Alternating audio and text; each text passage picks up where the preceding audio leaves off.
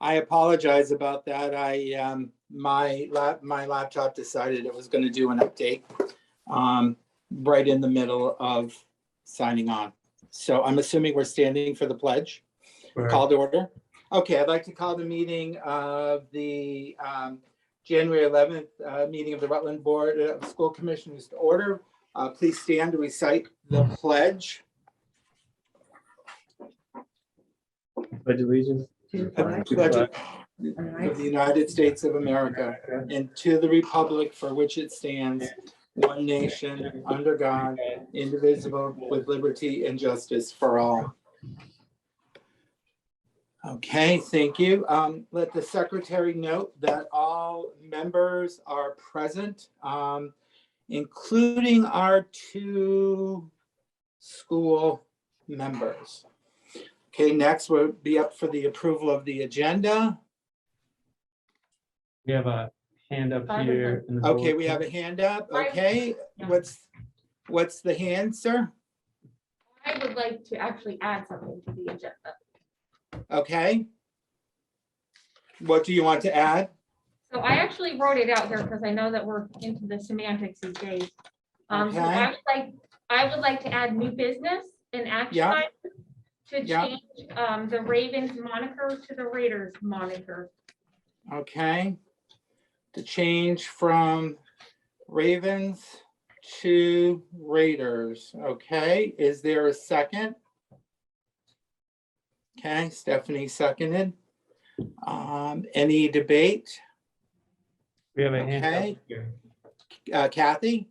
Hi, so the change that I wanted to make related to that as well, but that it wasn't a typo. Because in fact, you can't have that on the agenda as a new business without a motion to rescind on the table. So. Okay, is there any other? A motion to rescind? Okay, Yeah. we would have to, That has We to be would- warned a meeting ahead, or it's a 2/3. In Okay. here, Actually, it doesn't because the agenda hasn't been approved. Here I'm showing Charlene Seward with her hand up. front. okay, Charlene Seward, please. I'd like Yeah. to just add to that we've been the Ravens since February of last year. So this Yeah. is new business as this is changing the Ravens to the Raiders. And it takes a majority vote to put something on the agenda at the beginning before it's been adopted. Right, yeah, Robert's Rules of Order says in order to get anything on the agenda, it just takes a majority vote in the beginning. Once the agenda is approved, it takes 2/3. Okay, any That's other my- that's my debate? I have, I Actually, have Kathy Solz's hand up. And then Okay, Aber's hand is up as well, I see, and Okay. Allison's hand is up here in the boardroom too. all right, Alice, okay, Allison, we can start with Allison. Kathy was first. And then Kevin. Kathy, All right, so according to Robert's rules, there has to be a motion to rescind before it can be new business. There's an active policy, and that has to be warned ahead of time. And I can read you the passage in Robert's rules if you like. And if it's not warned, then it does need to be 2/3. okay, hold on, I'm listening to everybody here. I need, I guess I'll come up. Who's next, Ian? Or Yeah. or Allison, doesn't matter. Kevin, which- I think Kevin was. I'd just like I'd just like to point out that in our board operating protocols, number 3, it says that we agree to ask the board chair or the superintendent to place an item on the agenda instead of bringing it up unexpectedly at the meeting, unless the issue is emergent and requires immediate attention. So this is a violation of our Okay. own board protocols. It also Okay. is a very divisive issue, and I would love to see us just pass on this. This is not a good way to go. Okay, thank you, Kevin. Allison, you have your hand up. I'm doing my Yeah. best looking at everybody, and I think Ann did too. So the requirement for whether it is on an agenda or not is not at the agenda approval. It is at the warning. And the reason for that is so that everyone is aware of board business and can participate based on the business that is labeled for the agenda. Okay, thank you, Allison. Ann, you had? Where's Ann? Okay, you have Charlene again then. Okay, and then Charlene. So Robert's Rules of Order is a guideline to conduct business. I believe this is new business because we're changing the Ravens to the Raiders. Any board member can bring an item to the agenda to be added to the agenda with a majority vote. This is the democratic process. I'm not sure why you're against that. If the majority of the board would like to put something on the agenda for a majority vote, I'm not sure why we're stopping that process. It's not up to you and it's not up to me, but it's up to the board as a whole. And the majority of the board would like to discuss this item. I know we're talking about semantics, but I feel this is new business. And if you want to refute that with a parliamentarian that they're trying to secure, that you have every opportunity to do that. But today, I feel like this is new business and we should move forward the meeting. Okay, and then Ann, I believe, and then Allison. And did Ann you have your doesn't have her hand up or hand up. no? Oh, I'm sorry. I'm doing the best I can with my Please, readers person here. behind her. She probably thinks it's her. Allison. This is board discussion though. at this Well, I point. understand that, but it was Go ahead. warned at the So, last meeting. So the point of order then would be, you can add it to the agenda, absolutely, but you need a 2/3 in order to take it up. You can add an item to the agenda. I'm sorry. No, you can add an item to the agenda. So that is a simple majority. But for the agenda, for that item to be actionable, it needs to win by a 2/3 vote. Okay, thank you. Thank you, Allison. Stephanie?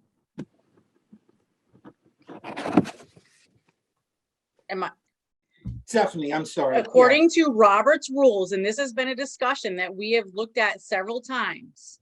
And we even actually had the Pam, and I don't remember her last name, from the School Board Association. I have it in an email from her. You can add anything to the agenda, action item or not,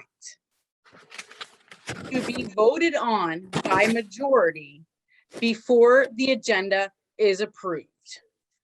So therefore, Charlene requesting that this be added to the agenda tonight as a new business action item should be able to be voted on. While this is a new item because the board, the previous board, has voted to approve the Ravens. We are now voting to change, well, I shouldn't say it because I don't know the wording, from the Ravens to the Raiders. It does not speak about the moniker. It only speaks of the wording. So if the moniker goes out of it, it is definitely a new agenda item. Thank you. And Okay. put her hand up now. Oh, Ann, okay, thank you, Rob. Yeah, thanks. You're saying the same thing. To get an item on the agenda, it's a simple majority vote. And then once it's on the agenda, if it gets on the agenda, because it wasn't warned previously, it is a 2/3 vote required to pass that item. Okay, so Charlene's okay, hand up. I've heard, what's that, Charlene has her hand up. Charlene? I'm going to disagree on that. That this is, the majority of the board is asking for something to be put on the agenda. Robert's Rules of Order is a guideline for conducting business. And all items on the agenda, we're conducting business and we're expected that motions are going to be made on items of business. That's conducting business. Motions will be made, discussions will be made, action or not. It's a new item.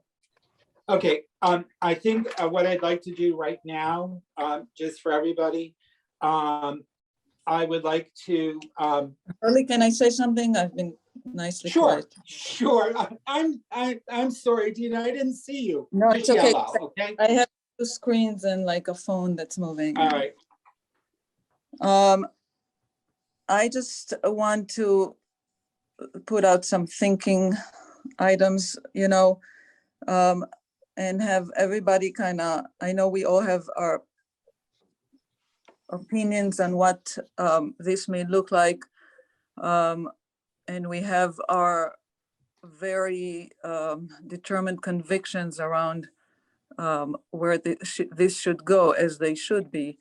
I just want to make sure that we are identifying to everybody and to ourselves that this meeting needs to progress and to proceed, and that we have many items on the list today to cover. We have gone through this already. We have detailed Robert's rules through the ad hoc committee. So we have now created an expectation that Robert's rules are the items that we're looking at, because we spent all this time looking back and procedural stuff that was done previously. So we can't just pick and choose whenever we want Robert rules to be our the meaningful piece of the puzzle. I'm not a Robert rules advocate. I have my opinions of that as well, but we've chosen the board to fine comb Robert rules and make that our way of looking at things. So that is why this is becoming a big item right now. The other thing that I would like to put out there so what's the end game here? So come March, we have a new board come up. Like, are we going to go through this every season, like a seasonal item? Is this going to be a seasonal item that keeps coming back? To what end? I really would love to know the end game plan here, because as much as I feel strongly about the way it should go, I also feel strongly that we need to continue our operations. So there's no way that we can go through a derailed meeting like we've had last month with all of the items we have on the list right now. So just food for thought. This is no one side against the other. This is overall, what are we creating to be able to move forward for the current board and for the future boards coming after us? Okay, I think I'm going to draw a debate right now, and I will say that the point of order on this was not well taken. That'll allow this vote to go through, but I would assume there will be a point of order called when we get to the agenda, so at least we can get through the budget, please. I agree with Dina. We have a lot to go through. We have an executive session in the beginning, budget, and then we can, once it's on the agenda, as Allison said, once it's on the agenda and it's a simple majority, but after that, then we will put it on. Then I will hear any points of order once we get to that point of the agenda, because we really need to hit the budget. So I will call a vote on putting it on the agenda, not saying it's going to happen, but putting it on the agenda. And then we will discuss the point of order then, so at least then we can get through the budget process. So I think I'm going to ask for a roll call vote, and I'll ask my clerk to do that. Okay. Can you actually state the amended agenda item and where it will be? It will be under new and old business. I believe Allison, she said put it under new and old business, and it was to action item to change the moniker from Ravens to Raiders, I think is the terminology that Tricia's motion. Tricia No, it's actually my motion. So, thank you, Curly. This is, the motion would be to discontinue. Do you want to amend your motion then? I just need to know what it's going to look like on the agenda. I don't need your motion when the agenda item comes up. Okay, so to discontinue the Raven name and adopt the Raider name. You're just saying put the changing the Ravens to Raiders back on the agenda, Correct. okay? All right, think- Aaron, please, roll call. Item number, please, Carly. That would be 8B. I'm sorry, Ian, 8B. And Okay. again, let's get through the budget and everything, and then we can discuss points of order when that comes up. All right, ready? Anne, No. Allison, No. Kathy, No. Trisha, Yes. Stephanie?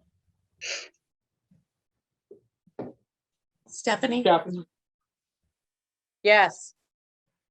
Charlene, Yes. Kevin, No. Dina. No. Oh, is that everybody else? did you get Um, Brittany and you? Yeah, thank you, Brittany.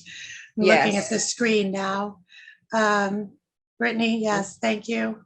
And Aaron, you? yes, and that's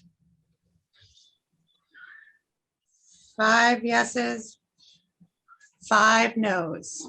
Okay, and I will break the tie to put it on the agenda, and points of order can be discussed when it hits that part. So I will be a yes as breaking the tie. Okay, Thank you. 6, thank 5. you. All right, so now we need to approve the agenda. We approved putting that on, and now we need to approve the agenda. So I'm looking for approval of the agenda. Do I have a motion? Motion to approve the agenda? Okay, second, I'll second that. okay. Aaron, please do a roll call for that, please. For the agenda as well? Yes, please. Agenda. Anne? Yes. Yes?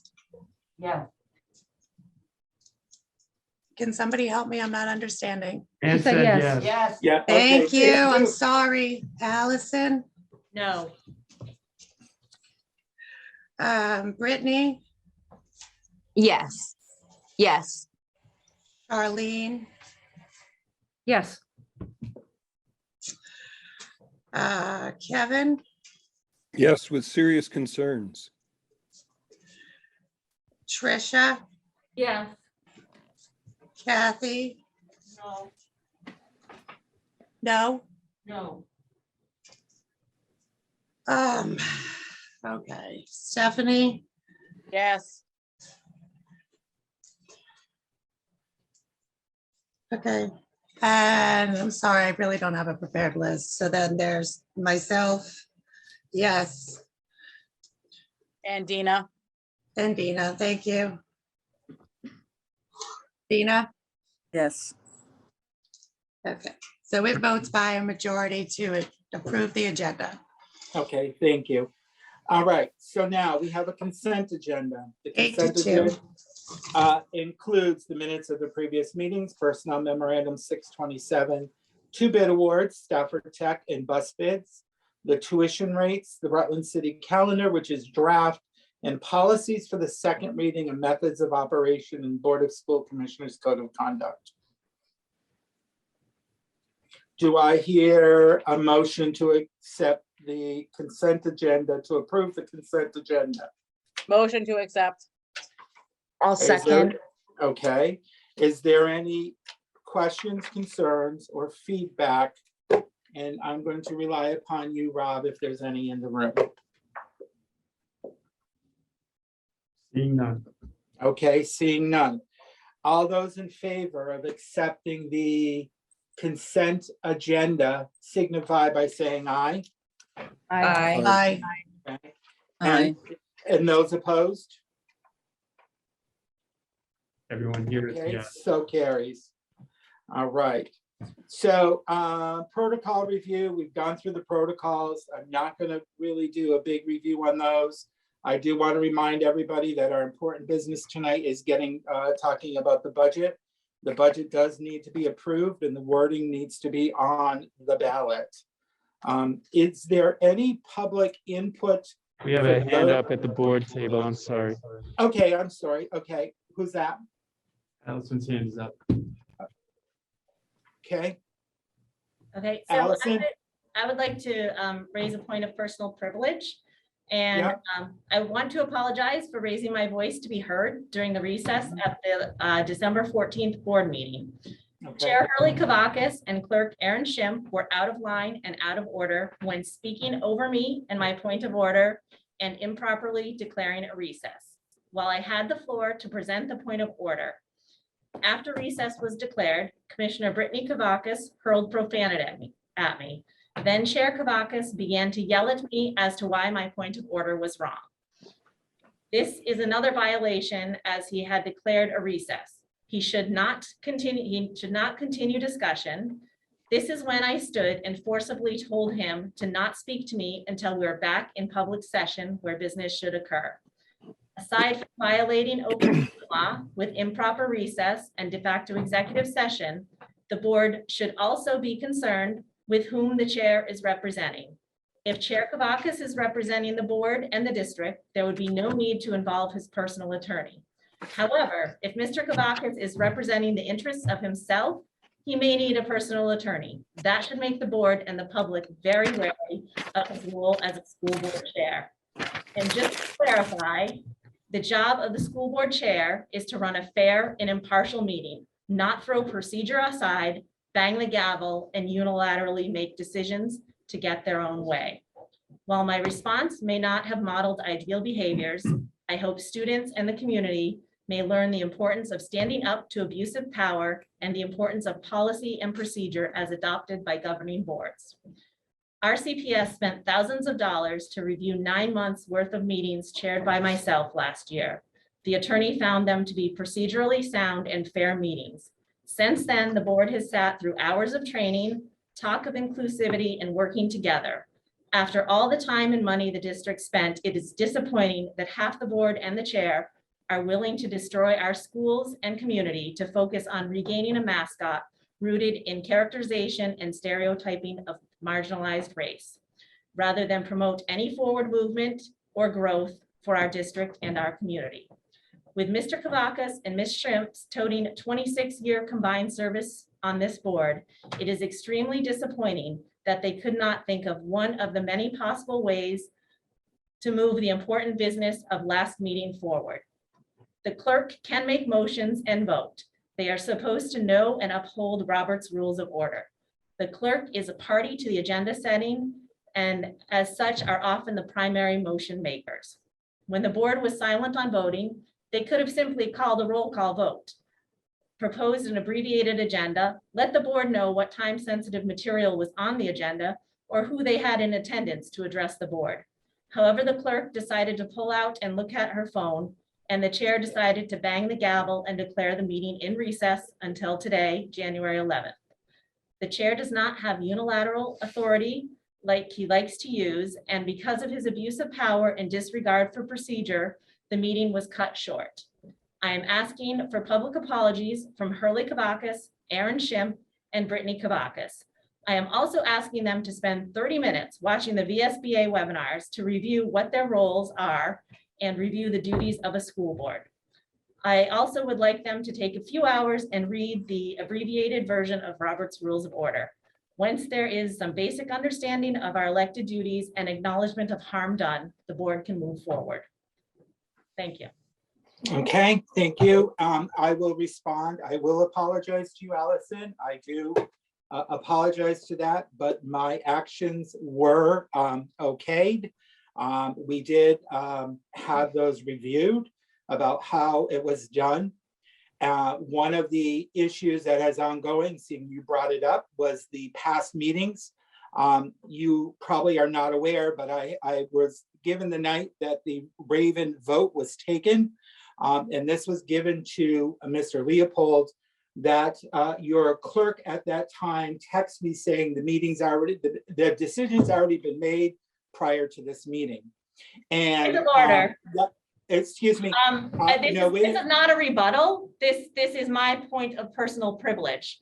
If you would. Okay, that's fine, Allison. Can I have personal privilege then? No, we're not going to go into the sure, everybody can have it. Go for it. I have sat for the last almost 2 years listening to this board. And one of the reasons I ran is listening to the back and forth between Allison and Hurley. While I respect both of them to an extent, the embarrassment that you two have caused this board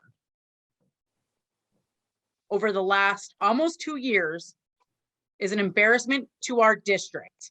You both need to apologize. Allison, to reach across Isabel and Lauren is disgusting. Take yourself in check. As adults, we need to take ourselves in check. We, as a board, need to represent not only our students, our teachers, our non-salaried, all of the above. What the display back and forth between the two of you, personal or not, needs to stop. This board cannot and will not move on. The Raider issue is not the only thing that has divided our board. In the last 4 years, we have had other issues that have divided this board. Every few years, there is something that continues to divide this board. As adults, we need to show the students how to conduct ourselves. As I have said to several of you in committee meetings, the real work on this board is done in committee meetings, not when all 11 of us are together. I have sat in board meetings with almost everybody except for Allison and I believe in Hurley. I think I've sat in all with everyone else. We laugh, we joke, we get the work done. As a whole board, we do not get the work done. We are an embarrassment to our community. So as a board, it is time to step up and do what we are asked to do as elected official, which is to be for the students and the teachers and the rest of the administration, the faculty, whatever word you want to use to describe everybody who is in RCPS. At this point, when it comes to the Raiders/Ravens, it doesn't matter what side you're on. Come together, accept the various things that are asked of us in the code of conduct, this, that, or whatever else, in the guidelines that we have as board members. Step up to the plate, do what you need to do, put your own personal stuff aside, whether it's wearing a mask, whether it's wearing whatever, I don't care. Put it aside. We have a responsibility as elected officials to the city of Rutland and to these students of Rutland to do what we need to do. Thank you. Okay, Bill, you had your hand up, and then Bill. Can I respectfully ask everybody, we have a lot to do tonight. Very serious business in the toughest weeks of the pandemic. I would just ask the board to move on to the agenda. Thank you. Thank you. Okay, is there any public input? I see one hand up. Stand by. Okay, Okay, here's what you have to do next.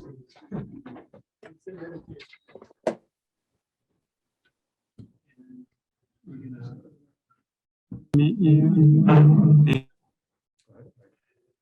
And turn that on. You can sit right there. Look right in the camera. That's you.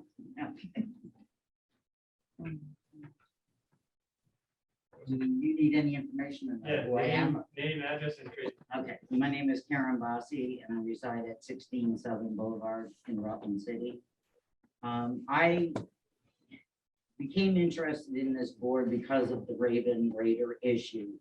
As a lifelong resident of Rutland City, having children and grandchildren who have gone to Rutland High School, myself, my parents, my grandparents having gone to Rutland City schools. I feel strongly that the Raider logo is something that truly identifies the school spirit motto. I've attended many football games since the Raven name was adopted. I do not hear the Raven name being shouted out by the audience. I hear Rutland, I hear Red, I hear Raiders. No one says, "Go Ravens." I feel like the teams have an identity crisis. They don't even know who they are because no one identifies them as Ravens.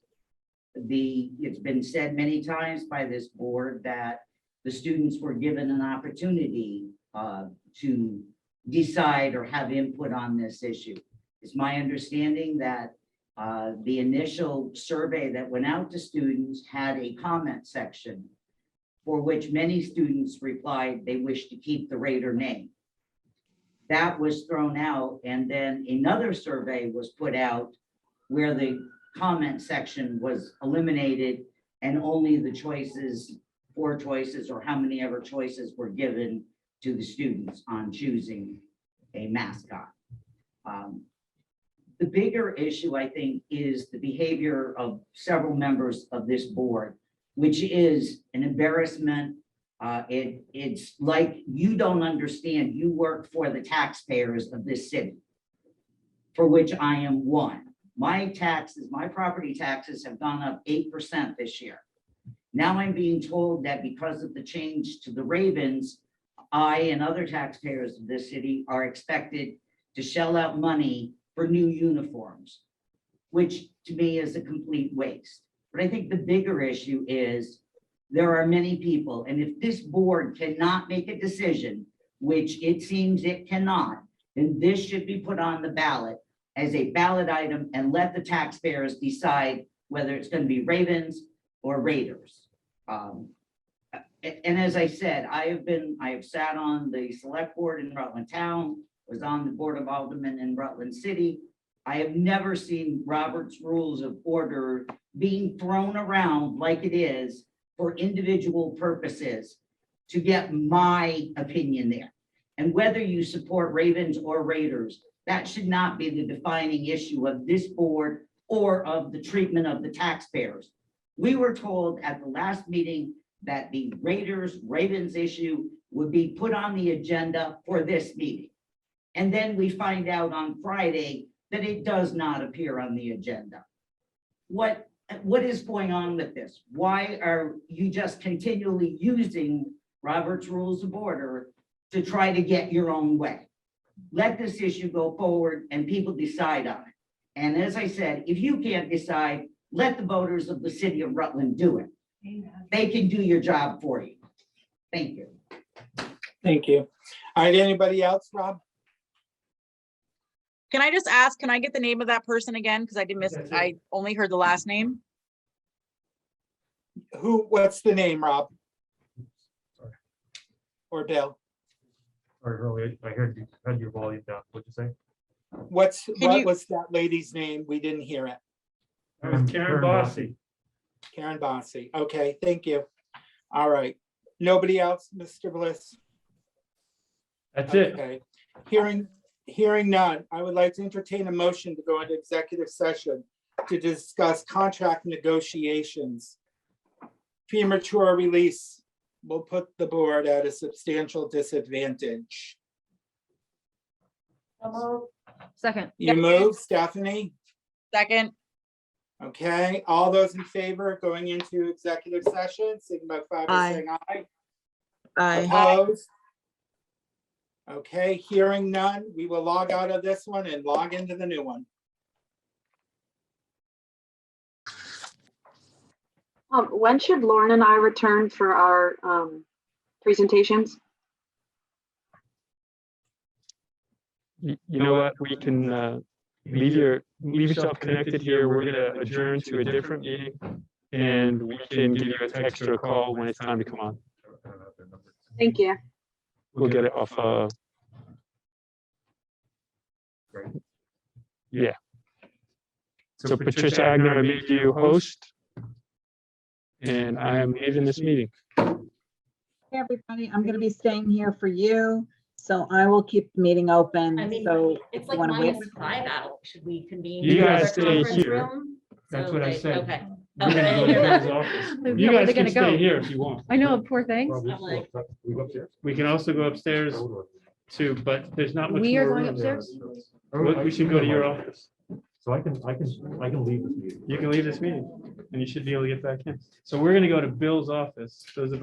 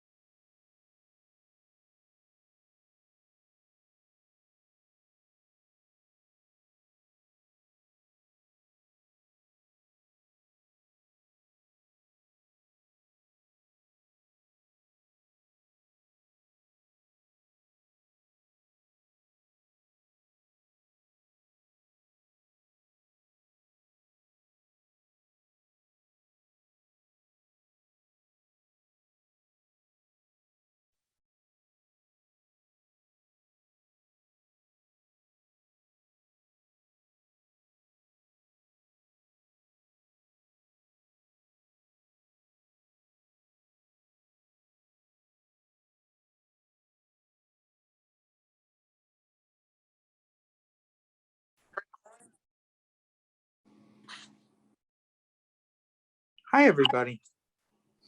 Are we all in? Stephanie, Aaron, Dina, Brittany, Isabella back in?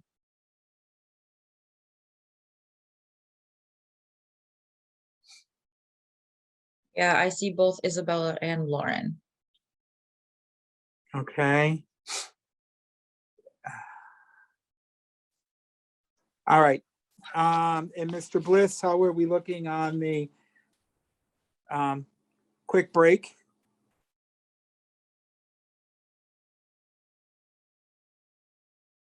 Is Mr. Bliss back? I'm right here, Mr. Kavakis. Okay. How are we looking on the quick break? Is everyone back?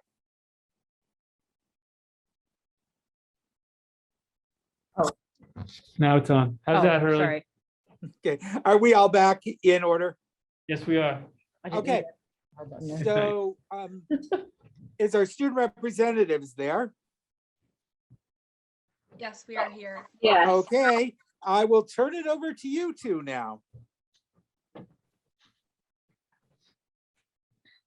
Okay, Lauren or Isabella, whoever wants to start. I can go first. Rutland Middle School is very excited to begin our lifelong sports program, where students will be engaging in a variety of different activities around Rutland County, including rock climbing, downhill skiing, bowling, Nordic skiing, indoor golfing, and many more. We are excited for our students to gain these experiences in our own community. Our teachers are stepping up to the plate in a big way, supporting our students and their families as we navigate these hard times. We continue to be grateful for their dedication and commitment to Rutland Middle School and our students. At RHS, congratulations to seniors Owen Doobie Johnson and Jenna Montgomery Concha, who have been selected as one of Vermont's 2022 Presidential Scholars. All students selected at the Vermont level will be submitted to the U.S. Department of Education for consideration as Presidential Scholar at the national level. Congratulations also to Cassidy Wells, who earned first place in the prose category at the Colchester Speech Tournament. Also, kudos to Abed Alawi, the team captain, who earned a second place finish in impromptu. Finally, a shout out to Slade Postemski. Gatorade announced Slade Postemski the 2021-2022 Gatorade Vermont Player of the Year. He is the 6th Gatorade Vermont Player of the Year to be chosen from Rutland High School. The award, which recognizes not only outstanding athletic excellence, but also high standards of academic achievement and exemplary character demonstrated on and off the field, distinguished Postemski as Vermont's best high school football player. Congratulations, Slade. Allen Street campus is finishing up the construction of an insulated compost bin system with the assistance of our community partner 350 Rutland County. 350 Rutland is our local environmental conservation organization that promotes climate justice in Rutland County. The new insulated bins keep our compost active regardless of the below freezing weather conditions we experience in the city. Year-round composting is one part of our larger vision of becoming a regenerative campus that produces organic, healthy food options for our community. Thank you. That's all for today. Okay, Isabella, I just saw left, but did she sign back in?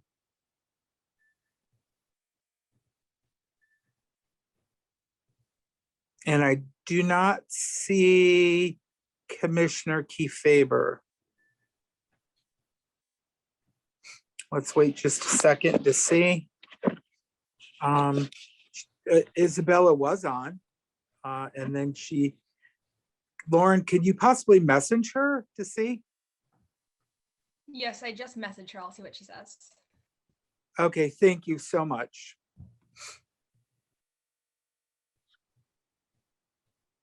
Can someone message Kevin, possibly? I'm looking for him. She said her computer stopped working and she's trying to come back on a different device. Okay, we can wait a minute for that. That's fine.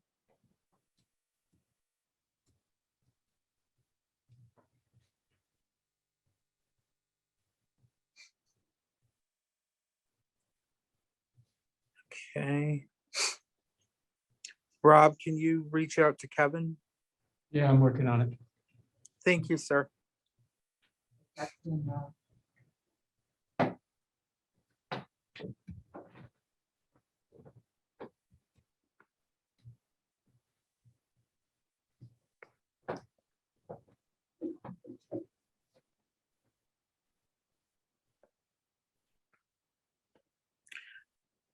I would hate to start without either one. Because we're going to be talking about the school choice limits. Kevin There just- is Kevin. Okay. You might have to go forward to that. Isabella is still trying. She said that you guys can move on if that's easier because she doesn't know if her computer will start working. Okay, understandable. Thank you. Is there anything that you can add, Lauren, that she might have, or? I know you do different schools. The one thing I have is that the RHS Environmental Club has been working with 350 to plant trees throughout Rutland County along the bike path. They will continue working through the springtime in various locations around Rutland. And then I'm not sure what the rest of the report was on the elementary schools. Okay. All right. Thank you, Lauren. All right. Next is our school choice limits. Every year at this time, we have to renew or revote on our limiting for school choice. Mr. Olson, would you like to? Yeah, I'll start early. So like you Yep. said, every year the board has to make a motion and approve the school choice limits for students going out and students coming into the high school. So I'm not talking about students where like Rutland Town or Barstow, they have choice to come to any high school that they want. We're talking about students transferring between high schools. Like we have students that come in from Mill River, Otter Valley, Fairhaven, etc. And we have students going out to those places as well. So our current limit right now is we've had this for quite a while, I think, 40 students going out and 40 students coming in. There's a formula for how many students can go out. There's a limit to it. And currently we're right at that limit, 40 students going out. There's no formula for how many students can come into your high school. You could open it up if you wanted to, or you could limit it. But you know, we feel like the point where it's set right now is a good point, 40 coming in. And that's kind of the framework. It explains it in the memo, but we're going to ask Steve just to give us a brief overview of where we're at currently with school choice this year. Thanks, Bill. Thanks for having me tonight. Yeah, everything I have to say is in the outline that's provided in your packet. I'll just go over some of these topics real quickly. We've begun the timeline. The application period started when we returned from our December recess and will run through the end of February. The need for a lottery will depend on how many applicants we'll have for the program. Right now, we anticipate 15 openings for the 22-23 school year. And the way the lottery works is if there are 15 or fewer applicants, each applicant automatically is accepted. If there are more than 15 applicants, we would have to have a lottery. The first 15 of those students who are selected can enroll at Rutland High School, and then the remaining students in the lottery make up a prioritized wait list. And as it says here, we began this year with 8 students on the wait list. So the next item is the numbers for this year. So far, we have 37 students coming in, so 37 school choice in students. We have 16 students who are going out, so that gives us a net gain of 21 students.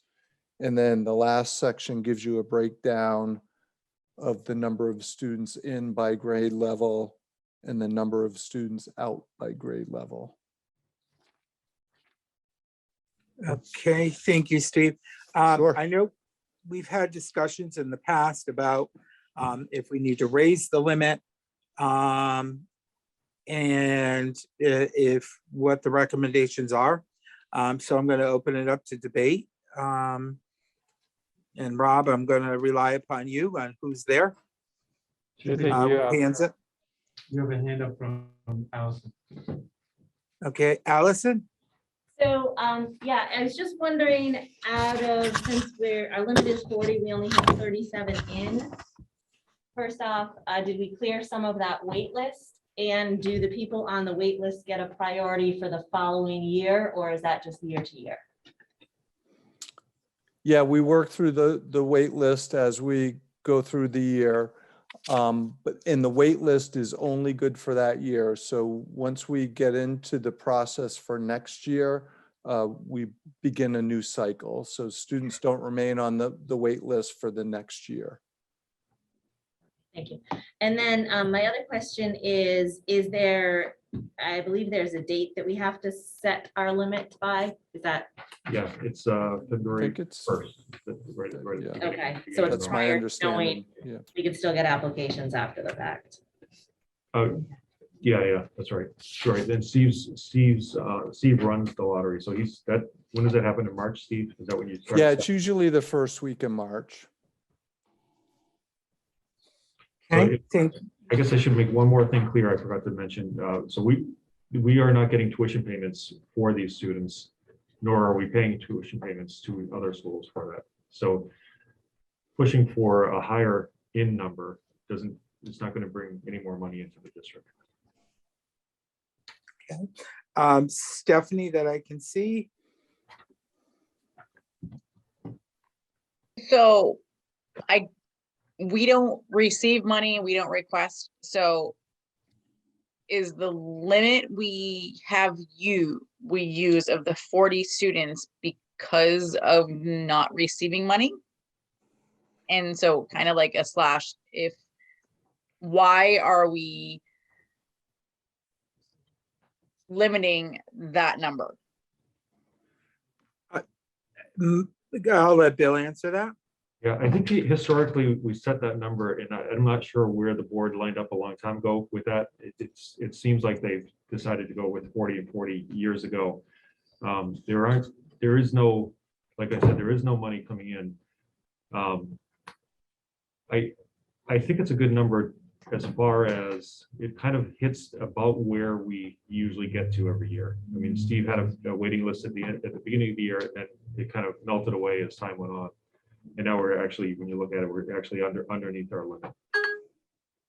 So then my follow-up question is, so I make it as a sophomore, do I automatically make it as a junior and senior? And then You're in for good. So okay. So once you make it in, you're in for good. So I am not included in that 40 anymore. So you are in the 40. And so you are in the, yeah. At the bottom of Steve's chart, you can see where the numbers are for the younger grades coming up. And Aaron, you can correct me if I'm wrong, but I do believe this began prior to the state allowing school choice, when the local school districts, and Rob, you can probably remember this, the local school districts got together and set limits of either percentages or numbers for each school. And I think the max that they put at that point was 40. Am I correct, Rob? Yeah, you're in the ballpark, and basically this region was the leader in the state in this kind of exchange program. There was no money exchange then, and what you see laid out now is basically what the statute is and what we've been doing. Steve's the expert, and Bill knows it best because he's been at the high school as well. Okay. I have a lot of questions actually on this memo when I went through, so I have way too many at this point to bog down the meeting at this point. So I'm just gonna end my questions for tonight on school choice, and maybe Steve, you and I can get together and you can answer the rest of my questions and go from there. Sure. Yeah. Okay. Anytime you have questions, feel free to call. I did just notice one mistake, an error in my haste. We'll actually have 18 openings. If you look at those numbers in that final section, the 15 seniors, 10 juniors, that adds up to 37. And if we go with the number of 40 incoming students, that would mean we have 18 openings, not 15. So the anticipated opening should be 18, not 15. Okay, Thanks, thank you. Steve. Anybody else have questions or comments? Kevin has his hand up. Kevin, I'm sorry. I just wanted to make a motion that we approve the limits as they have been. I don't need to cut off discussion. I just wanted to get a motion on the table. Okay, all right, thank you, Kevin. Is there a second? Okay, Brittany, thank you. Is there any other discussion before we? All right, all those in favor of the limits of 40, signify by saying aye or raise your hand. Aye. Those opposed? Okay, motion passes. Isabella has joined us, so I would like for her to do her report. That's okay. Sorry about that. I had a similar issue that you had earlier, Mr. Kavakis, so. but I'm Oh, back. okay, thank you. So I'll be reporting on December and January due to our other meeting. In December, RIS students and staff have focused on empathy and gratitude for our school-wide character traits. Mr. Brua helped construct a gratitude chain that stretched down the corridors. It was really quite impressive. Our current focus this month is courage and persistence. Just last week, the school-wide token bucket was filled to the brim. We are looking forward to our second school-wide celebration at the end of the week. During the month of December, many RIS students benefited from kindness shown throughout our community. We would like to offer a very special thanks to the Rutland City Police Department for their partnership during the holiday season. RIS Northeast and Northwest students were able to shop with a cop in December. This was an extremely positive experience for both students and the police officers involved. Tatum's Totes and WSYB were also instrumental in spreading joy to our students during the holiday season. Families have been receptive to our Test to Stay efforts. It is another step towards keeping our schools open and students present. We are appreciative of all the cooperation we are receiving for Northeast and Northwest. Northwest children participated in an exciting drumming event offered in collaboration by our wonderful music and PE teachers, Carrie Cole and Brian Coopoli. Students loved learning about rhythm, sound, and movement as they made music together. Northwest and Northeast students enjoyed turkey, potatoes, and all the fixings at Thanksgiving feast offered through our lunch program. We appreciated every bite. Music concerts took place at Northeast and Northwest in December. Music teacher Carrie Cole prepared children for a virtual concert, one class at a time, and each class's concerts videos were sent to parents via Seesaw. During the months of November and December, Northwest students focused upon citizenship and gratitude. After classroom-wide goals were met, the whole school celebrated by enjoying a virtual dance party. Northeast students focused on kindness and gifts from the heart. Students collected items to donate to the Rutland County Humane Society and delivered them on December 15th.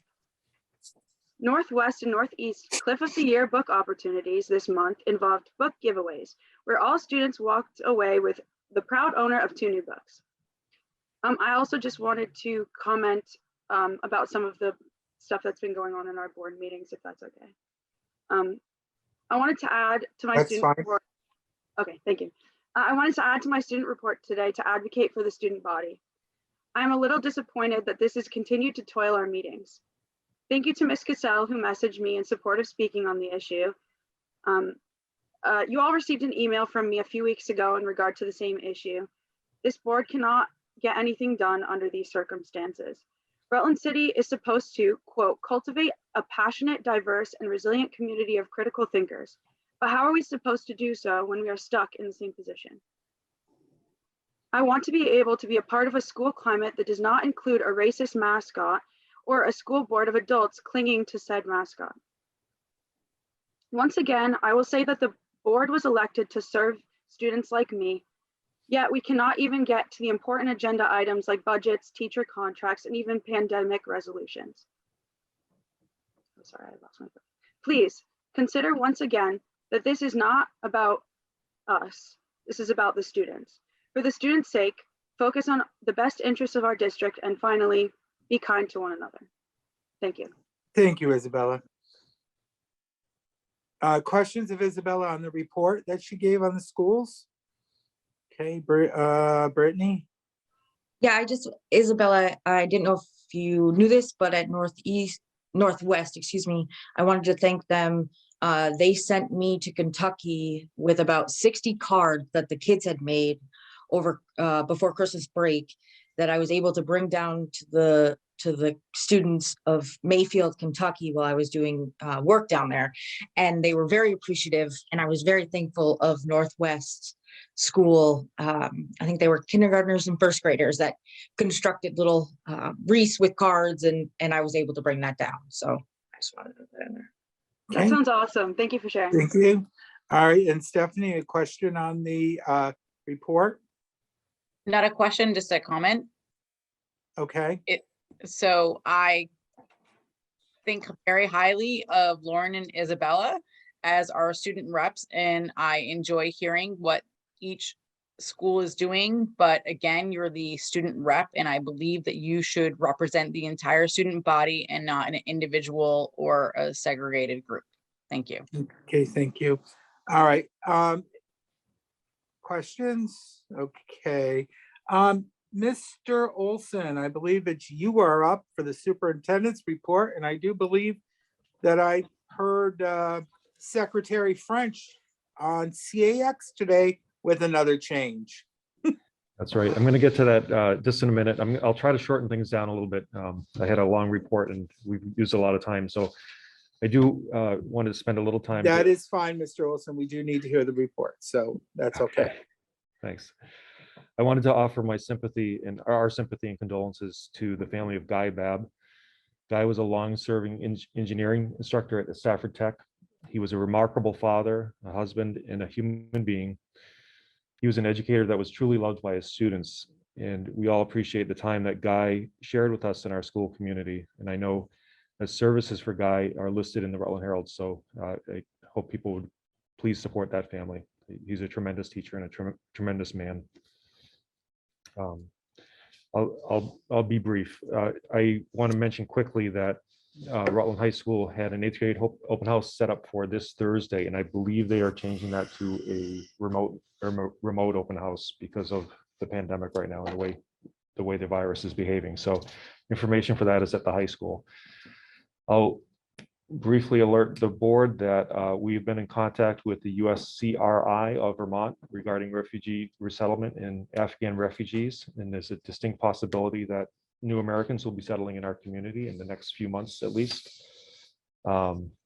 We might not get a lot of lead time on that, so we're trying to plan now for that. Rob has been spearheading that and been in contact with that organization, and we are looking for possibly supporting our EL instruction, depending on the numbers. We don't know the numbers, but we're just trying to prep for that.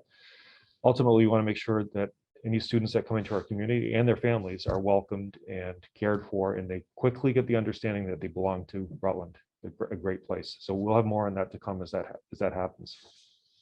I do want to congratulate the staff at Rutland Intermediate School. This happened a little bit ago and I didn't get to announce it. That school is recognized for its work on positive behavioral interventions and supports at the annual Vermont PBIS Leadership Forum. So they were recognized as a strong school in this.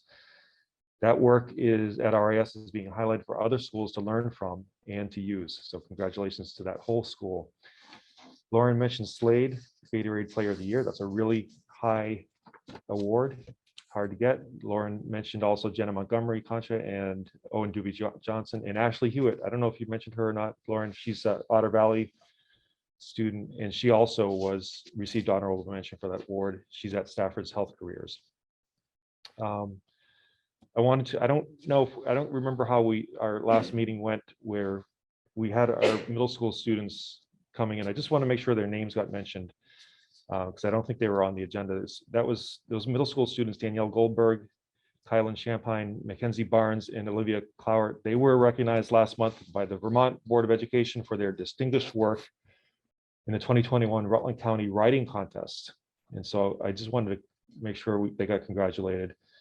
And I also wanted to thank English teacher Chris Van Skyver for being an inspiration and an advocate for those kids. They did a great job. So now to COVID, Mr. Kavakis. He did have a change today, I think, right? Yeah, there was a press conference today, and I'll try to give you a little bit of information on that, but we don't have all of it yet. So it's probably going to be coming out over this week. I'll first start by saying we're really urging families to get vaccinated and or get booster shot if you haven't gotten that yet. That's the best fight against the Omicron variant. And we know we've had a lot of cases over the last week and a half. It's surging across the state. So vaccination helps. The state changed its guidance last week, right before we came back from vacation. And now again, today, there's going to be some changes about how we operate. And what they're really trying to do is just basically keep up with the Omicron variant, which is hard to keep up with. It's been spreading so quickly. So the methods that we used before aren't really effective. We don't have the capacity to keep up with the practices that we were doing before. So the state's changing its guidance, and we will get written guidance, but we haven't gotten that yet. So just be alert for that coming. I'll say that the staff has worked extremely hard to keep schools open. It's really a day-to-day proposition, and the beginning of the week we were worried. Today was a lot better, but I want to thank the staff first of all for really contributing to try to make sure kids are in school. We want our kids to be in the building. Adding to that, we implemented test to stay last week, and that's been going well. Although the rise in cases makes it challenging, but that has been helpful for making sure kids stay in the building. So getting back to the changes that Secretary French talked about today, the contact tracing process that we have been doing is we can't do it to the extent that we were doing it before. There's just too many cases to keep up with. So they are going to change contact tracing to become a more generalized process. So in other words, before we might have looked at a classroom, and if I was a positive case, maybe Charlene is the person who's a close contact to me, but everybody over there is okay. But that was hard to do. We'd have to be mapping out where people were sitting basically, or even on a bus, to know if they were close contacts or not. Now, as we understand it, if we had a case in a classroom, our job is going to be to notify parents that there was a case in the classroom. So everybody in the room would know that there was a case that they might have possibly been in close contact with. And that will be how we let people know about cases. As far as testing goes, that's going to go back to the parents and the families to do. So I think our test to stay program is going to shift pretty soon, maybe next week, to a testing at home process where the state is going to supply us with tests for families to use. And if you happen to be exposed, you're unvaccinated, you make sure that you be testing your child and be able to keep track of it that way. So we don't have the details on that yet in all the specifics, but we hope to have them as they write them, and we will send that information out. I did want to say, if I can take 2 more seconds to talk about how things are going in schools, and I just want to credit people for working amazingly hard. I had a couple of examples. I'll just mention someone by name. I talked to Justine Franco, who's our COVID coordinator. She's a nurse at the high school. She has that designation of COVID coordinator, and she told me the other day that she has worked during the vacation, every single day during the vacation, except for Christmas and New Year's, making sure to connect with families and helping them with cases. I had 2 elementary school principals or administrators who were yesterday actually doing test to stay. And they have a team that does it in the morning. They kind of do it from, I don't know what their times are, 7:30 to 8:30 or 7 to 8, somewhere around there. When their team goes in to teach class, they took over and they said, we did test to stay from that period, it must have been like 8:30 or so, all the way up to almost 1 o'clock, those 2 administrators. They wanted to make sure the kids could stay in the building. And I've heard about some high school teachers who are making sure that kids who might be quarantining right now are going to be ready for exams next week, by personally making sure they get the information that they need to have. So we have a lot of people that are being heroes out there. And if you can give me a second to read, this is a letter that Rob Bliss wrote to our administrators as he toured the buildings the other day. And I just want to read it to you just so you get a sense of what's happening in the buildings. It will take a second. And Rob does a great job of explaining this is how how dedicated our staff are. So I'll pick it up near the beginning. He said, I went to Northeast this morning to check on Suzanne and her team, Suzanne Engels. I found Suzanne in her office having a cheery conversation, as cheery as she could, with a mother who she was telling that child couldn't come to school today because of a COVID contact, and the test to stay capacity had maxed out. The mom would have to wait until Monday. Suzanne explained that the parent on the phone was completely understanding and pleasant, even after getting short notice that her day's plans had to change. I was so impressed with Suzanne's understanding, her clear and positive approach to a potentially difficult and too often repeated conversation. Suzanne made the mom feel like she was the most important person with that call. I walked down the hall to see the Northeast Test to Stay setup. I was moved by the positivity and the teamwork of the group. They were upbeat, focused, and really enjoying their time there. They cheered as the test revealed negatives and said with great care, if they got a positive, Sally needs a call to home. There was nothing sad, angry, worn out, or stressed about the team. It was uplifting. I drove to Northwest to check in there. On the way, I stopped at RMS and RIS. In both schools, the kids were getting ready for the day. Test to Stay at RIS was still on. I found Carrie Course at work in the TTS room, Test to Stay room, carefully going over the spreadsheet that they use with one of the RES team and advising how adding another column would improve understanding and efficiency. The conversation was calm and supportive. On my way out, a teacher darted out of her classroom to exclaim, "It's pajama day." I usually don't dress like this. It was a chance for the kids to have some fun. At Northwest, I went to the gym and found Lauren Pep and her team doing TTS. The students waiting sat around an actual TV watching a Scooby-Doo video while they waited their turn. Here's the best part. I watched Margaret Atori swab a kid's nose. She talked the student all the way through it. Here we go. 1, 2, 3, 4, 5, and then the other nostril. Margie smiled and looked at the student's eyes the entire time, and the kid never flinched. She so trusted the people caring for her that it was not a problem. Lauren cheerfully worked with another staff member on who needed to be called next. Here's the point. What I saw as our employees work for students is the joy they bring and receive from the interactions. It was another example of why we all do the job. The kids need us and we need them. We care for them, we nurture them, we love them. All the while, we clothe them, feed them, and teach them.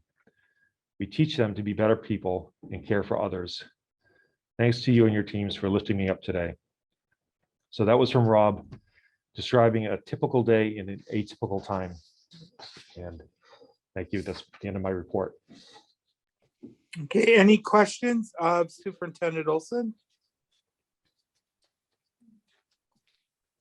You have an audience question, Hurley. Okay. Yes, question.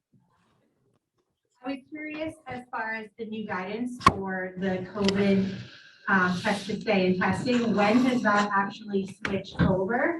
I saw that there was a halt to testing and contact tracing as our staff and faculty are so overly taxed at the moment. I mean, it's clear they're just buried with everything and with the surge going on. This is a cumbersome extra load for them to carry.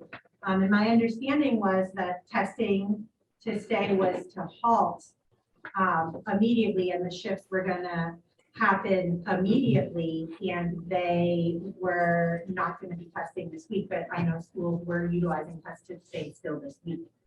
So my question is, why is Rutland still testing if they were to halt?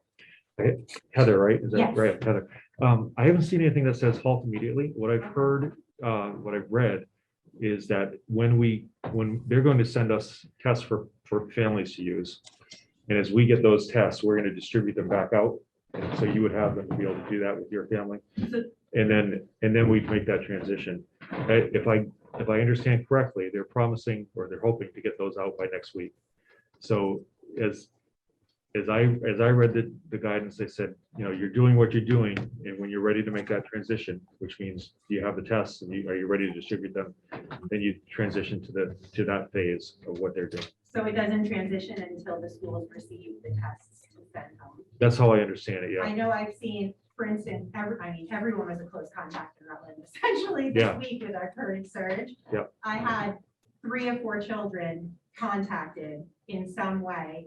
And one school, I hadn't had the chance to fill out the test to stay. Yet my child, the way it fell, most of their 5-day quarantine was over the weekend anyway. They went back to school. My child was pulled down for test to stay, even though I hadn't signed the permission slip. And even though he should have been fine in school anyway. So the dates were off for their counting for their exposure. The dates were off for their contact tracing.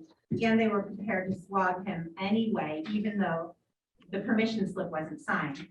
And I'm just seeing that this is happening, and I know about this. Who knows what parents don't? These teachers are so overwhelmed by what's going on that I'm wondering, they're not able to stay on top of things. And how many other kids is this happening to? That they're, wrongfully being pulled out of class and sent home. I had another kid that they tried to send home because they said he had one more day. And I said, no, actually, you're wrong. He doesn't. The guidance you sent me was the wrong email. It's 5 days, not 14 anymore. And check your email the date you sent me. He is actually able to be back in school. And she checked that and she was like, oh, sorry, just kidding. I'll send him back. So I had 2 kids wrongfully sent out of school after being home. And I get they're trying to do their best, but they are so overloaded by this right now that it's like overwhelming. So curious why we're still doing it if it's like the paper said, it's not working and it's adding a burden to our faculty and staff that we so badly need teaching our children. Yeah. Okay. So curious when. Oh, well, curious, my answer would be, we have an obligation to keep doing what we're doing until we are able to make the next switch. Right? We're trying to make sure that everybody's staying safe in the building, as overwhelming or overloading as it is. Right? I agree with. Just as long as they're doing the process correctly because they're so overwhelmed. Yeah, yeah. A scary story. Okay. All right, thank you. Anybody else have questions of Superintendent Olson? Okay, I do believe, Ted, you are up. Okay, thank you. Thank you, Mr. Kavakis, and thank you to everybody. I'm going to go ahead and attempt to share my screen. And please let me know if you can see the title page for these charts. Yes, we can.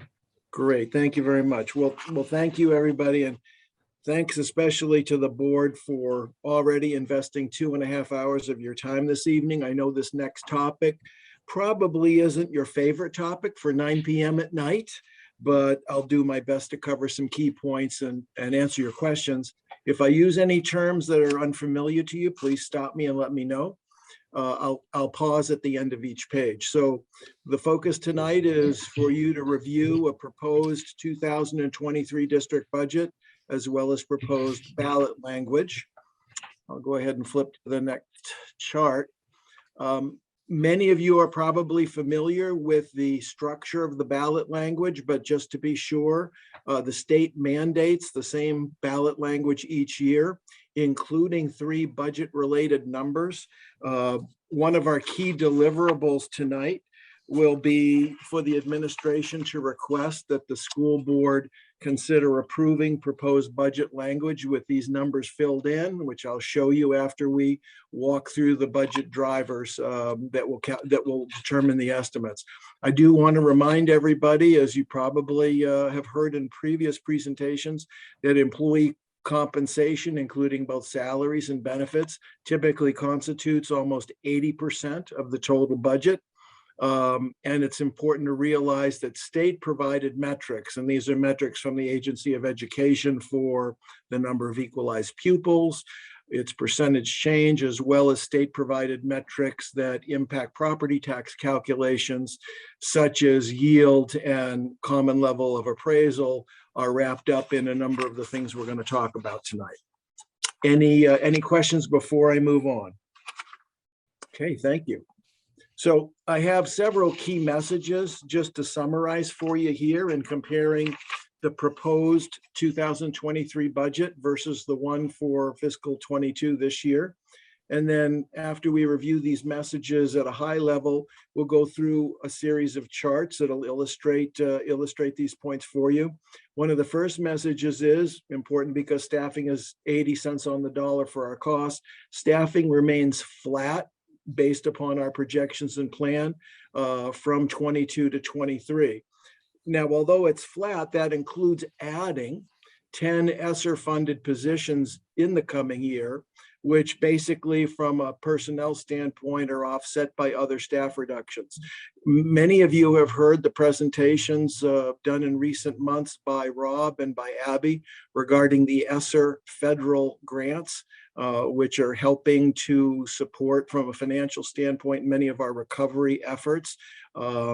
I'll talk about those, and I'm going to differentiate at some point between ESSER-funded costs as well as locally funded costs. And the reason for keeping this in mind, as you might recall, and you'll see on a few of our charts, is we'll talk about total expenses, what I call top line expenses. Then from that, we always subtract the federal funding and local funding. The net cost after federal funding is the remaining cost to be funded by the state of Vermont. And it's that cost that determines what our average cost per pupil to the state of Vermont will be. And it's that cost that then drives the ultimate tax rate calculation. So as I say to some people when we're talking about budgets, if you want to add $100,000 to top line expenses, you're free to do that as long as you add at least $100,000 of federal or local revenues so that the net impact is zero. Otherwise, we're going to have a bit more conversation. So a second point is that our total compensation costs are expected to increase by about 1.5% year to year after being held flat last year. Salary costs for this budget year 22 as well as 23 could exceed both the budget that we have this year and the one we're proposing for next, depending upon the outcome of 2 open labor negotiations. Those negotiations involve about 2/3 of our total salary costs, so that could have a material impact. And just as a rule of thumb, a 1% increase in teacher salaries each year costs the districts about $200,000 in salaries plus related benefits increases. So we do have some exposure there. We are expecting cost increases in a number of other areas, which is different from last year, but I'm sure is no surprise given inflation in facilities, utilities, and other costs that I'll talk with you about. Some good news is that our equalized pupil count is only down by about 0.5%. It's basically flat in the 1970 range for 23. Last year, our equalized pupil counts, and this is a metric that's calculated by the state AOE, declined by 2%. Which was a driver to increased average cost per pupil. So we've only had the first iteration from the AOE of equalized pupils, and it is subject to revision. We'll see how that goes, but for the time being, it looks like we're holding fairly steady in that regard. Unfortunately for our district, there will be no impact of the weighting study for the fiscal 23 budget. A task force completed its work in December, and its recommendations are moving to the House and Senate Education Committees for deliberation. We'll keep you posted on how that progresses. And so the net cost per equalized pupil for Rutland City Public Schools is projected to increase to $18.6 thousand. That's an increase of about 7.5%. That increase is in the range of the 6.5% increase we had last year. Let me stop there before I go on to ask if you have questions or comments. Are there any questions? Okay, and we're always free to flip back to a chart if a question does occur to you. Thank you. So this next chart shows you some staffing trends, starting with the leftmost column, which was the fiscal year 21 budget, and moving forward to the 22 budget for this year. It shows you some actual staffing counts during calendar 21, and then shows you the proposed fiscal 23 budget. And one of the first things I'll mention, starting from left to right, is you'll recall, I'm sure, that in this year's budget, we reduced our FTEs by about 17, dropping from 518 to 501. That was more than a 3% reduction, which helped to offset a variety of salary and benefits increases. That was key in helping us keep those compensation costs flat from 21 to 22. What's interesting is that during calendar 21, so as of mid-year in June of this year, the actual FTEs we had on our payroll were 483, obviously less than the total complement we have budgeted for this year. And as of December, we had 479 FTEs on the payroll, again below the complement. And part of that has to do with natural attrition and challenges in hiring to fill positions. I'll talk about that in a little bit. Then what we're projecting is an increase back up to the 499 to 500 level for the fiscal 23 budget. And as you'll see from a small notation off to the side there, that increase of 20 is including an addition of 10 positions that will be funded by ESSER grants. So there you have just the basic comparison. And if you compare 21 budget to 23 budget at 501 and 499, the total employee count is staying about flat. But that does include the addition of 10 ESSER funded positions, which is largely offset by reductions we're going to accomplish elsewhere. In fact, if you look at the very last bullet point on this page, you'll note that the district is planning to realign and reduce about 6 positions in fiscal 23 through natural attrition, people leaving for professional reasons or electing to retire. And so the good news about that is we're going to reduce these positions without asking anybody to leave. What we have is we've got actually several positions, 3 in the category of what we call to be hired. These TBH positions were carried forward in the 22 budget, but we have been going through this year without needing to fill those jobs. And so rather than funding them again for 23, Bill and Rob and the administration have concluded that we can do some realignment and just simply eliminate those jobs from the budget in 23. And also with some of the retirements and other resignations that have occurred, the administrative leadership is looking at realignments that will reduce 3 FTE positions. So those 6 net will save the district about $667,000 year to year.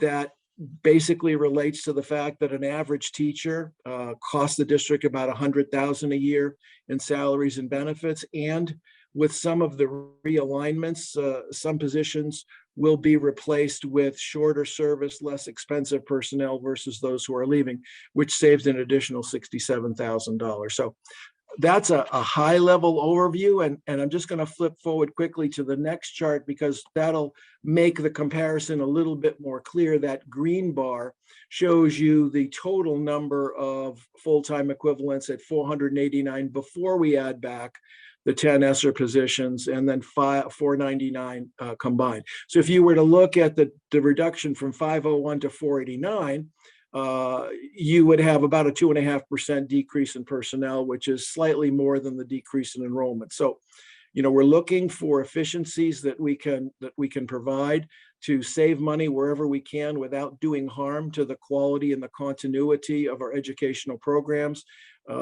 Bill and Rob, in working together with the principals, feel comfortable in being able to make these alignments. We wouldn't do it by choice, but obviously it's necessary to be as fiscally responsible as we can to the taxpayer. So let me stop there for a moment and ask if anybody has questions about those FTE trends.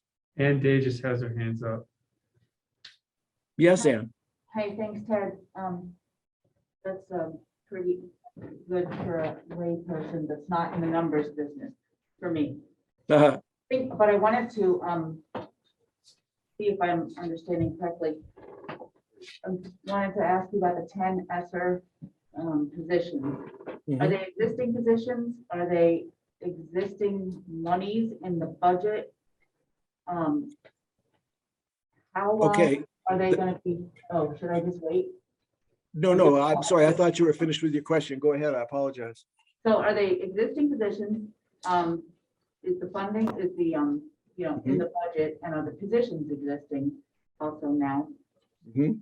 How Go- long will the ESSER funds go for these positions? Mhm. How long will these positions be sustained? And then, at the end of the ESSER funding, which is 24, is that correct?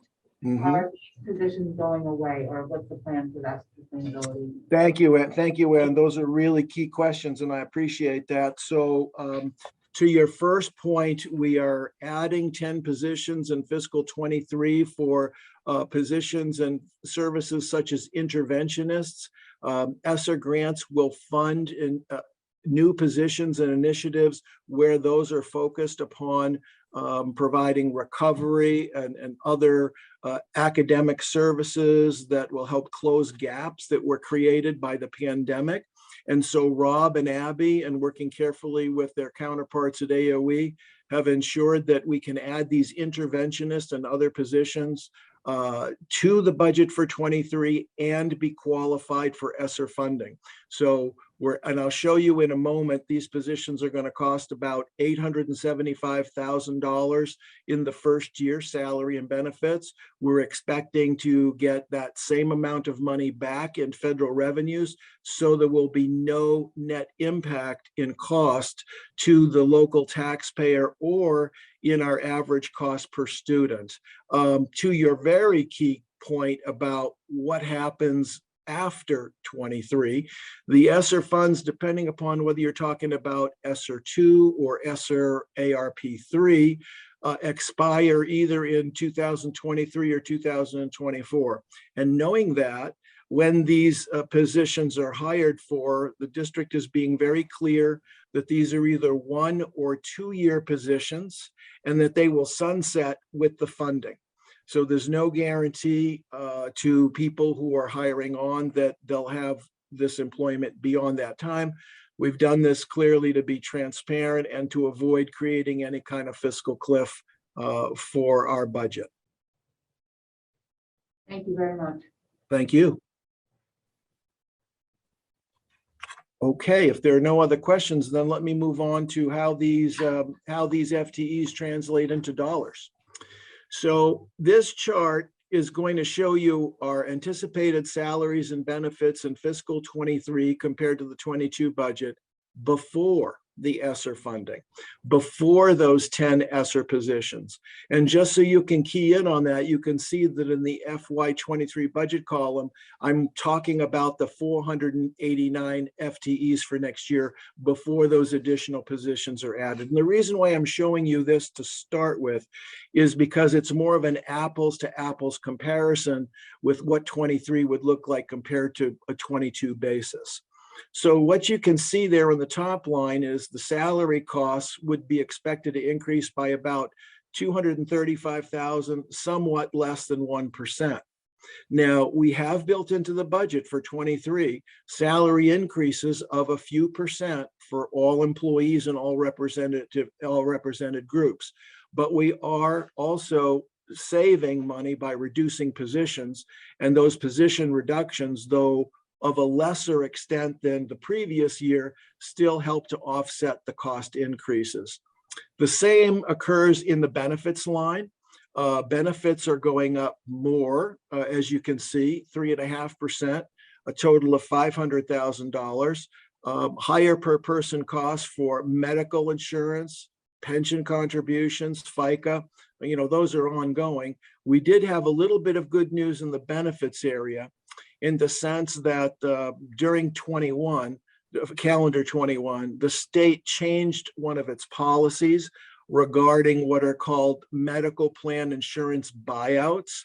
And basically what the state did was to adopt provisions that make it more difficult to qualify for those buyouts. And that change will save the district in 23 about $200,000. So that 504 would have been even higher without that beneficial change, which we appreciate. And of course, As you probably recall, medical insurance, we were expecting it was going to go up by 10% as it has year to year in the past 2 years.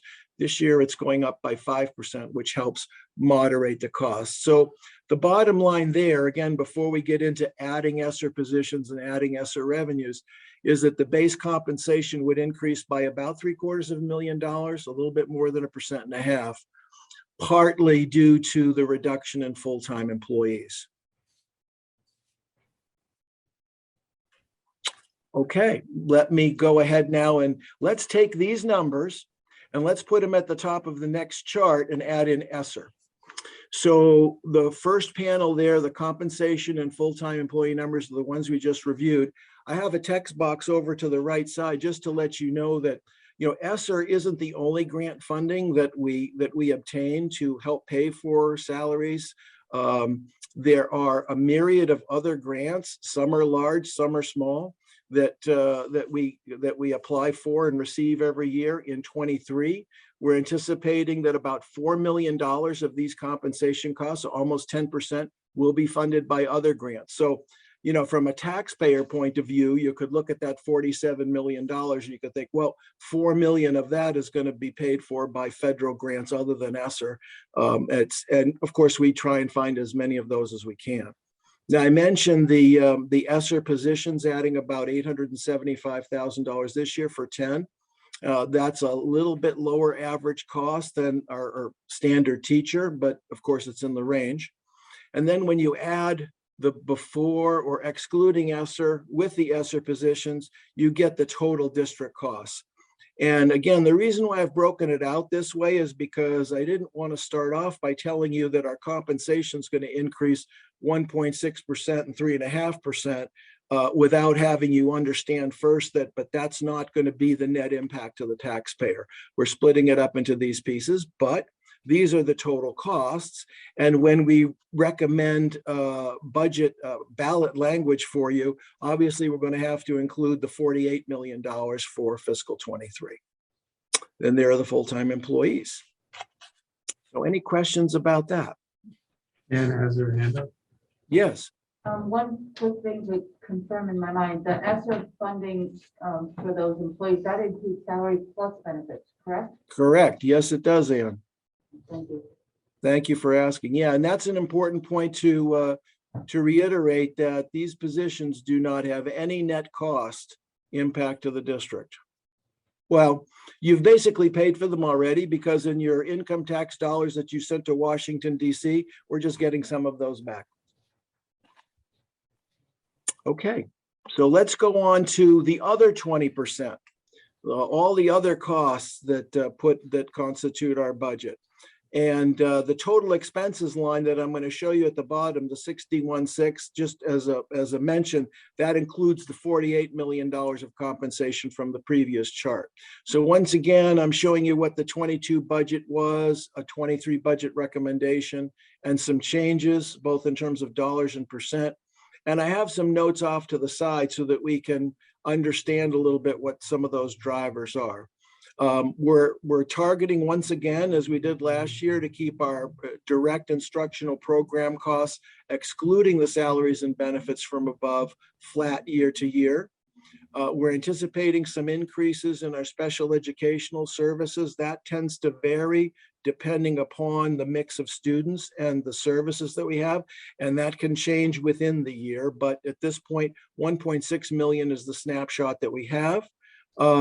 We're expecting a significant increase in facilities and transportation, but here's where I'm going to ask you to look over to the side note, because what you'll see is, of that $1 million increase, $900,000 is for a special project, which will be ESSER funded, hence no net impact. We have to include it in our total expenses, but it will be netted out at the bottom or be netted out in the revenue area.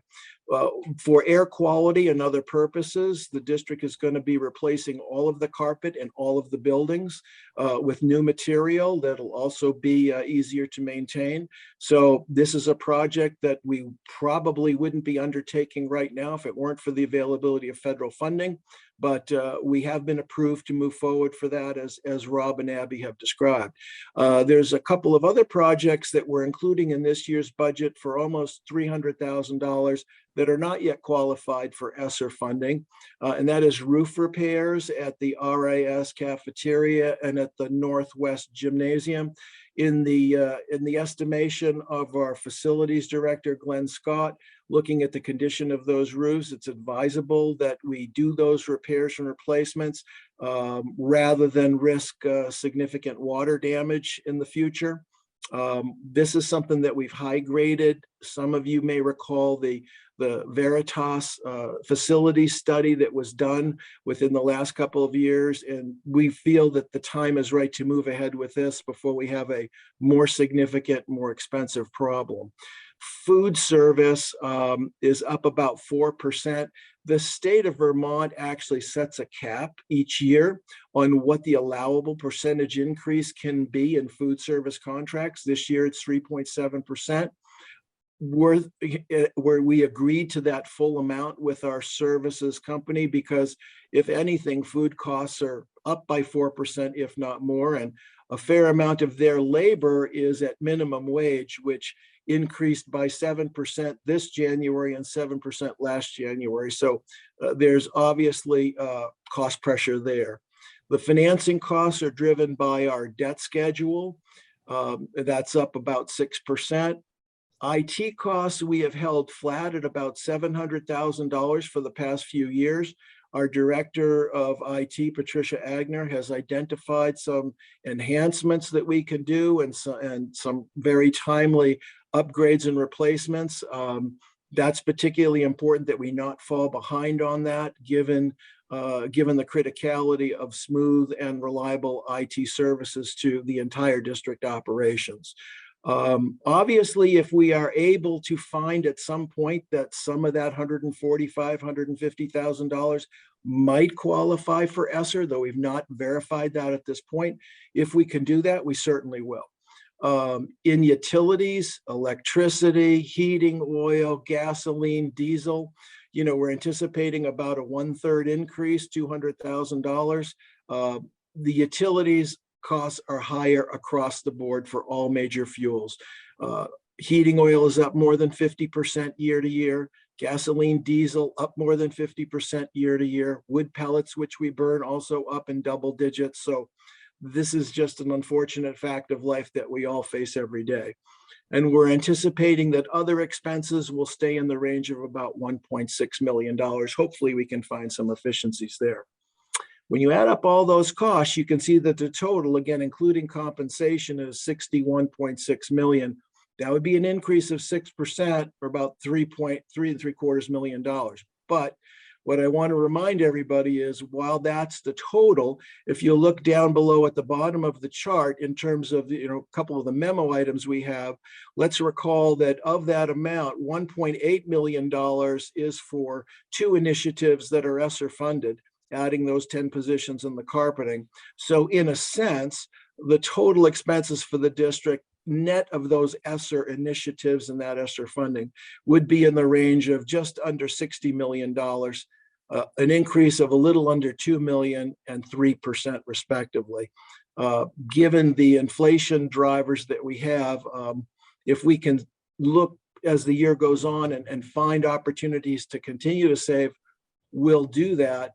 In utilities, for example, we're looking at the frequency with which we can switch between burning heating oil versus wood pellets, and when it becomes economical to do one versus another. So we're hopeful that as the year goes on, we'll be able to find some savings, but at this point, this is our best snapshot.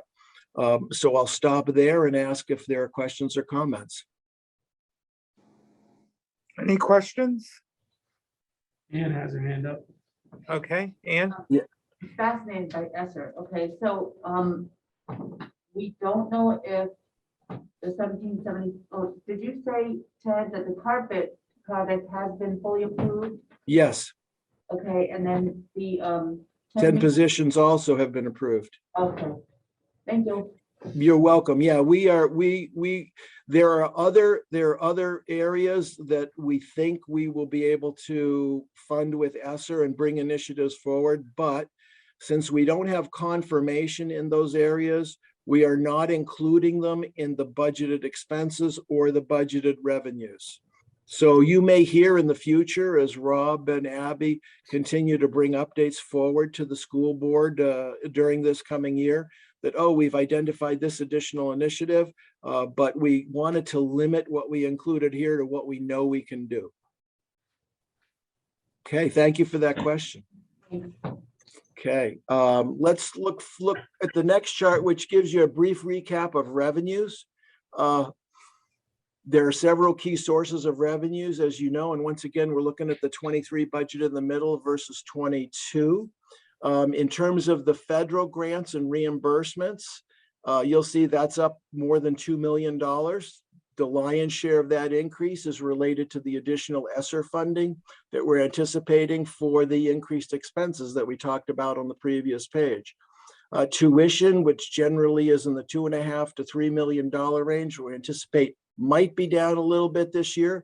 The actual results for 21 were a little bit lower than we expected, but we are planning some tuition increases in the coming year that might help keep that level year to year, as opposed to a decline of 150,000. But to be conservative and careful, we've shown a possible slight drop. Working capital. This, as you probably recall, has been a return to the taxpayer of accumulated working surplus over many years. We returned some of that surplus through working capital showing up as revenue in 21. We took down another $1 million of the surplus to return to taxpayers in the 22 budget. We have now drawn down that working capital balance to the point where we think we need to maintain working capital and not draw it down any further in 23, which is why you see a 0 in that line for 23. Our typical payroll every 2 weeks, for example, runs between 1.3 and 1.4 million. That's just for the salaries. That doesn't include benefits payments. So what we do is we look at, like any person making their own individual budget, you know, what is a month's worth of expenses or 2 months worth of expenses, and what do we want to keep as working capital? So we're there at this point. No further revenues are anticipated at this time. And then special ed and local revenues we're expecting to go up. We're assuming that we'll get some higher reimbursements from the state in terms of special education and support services.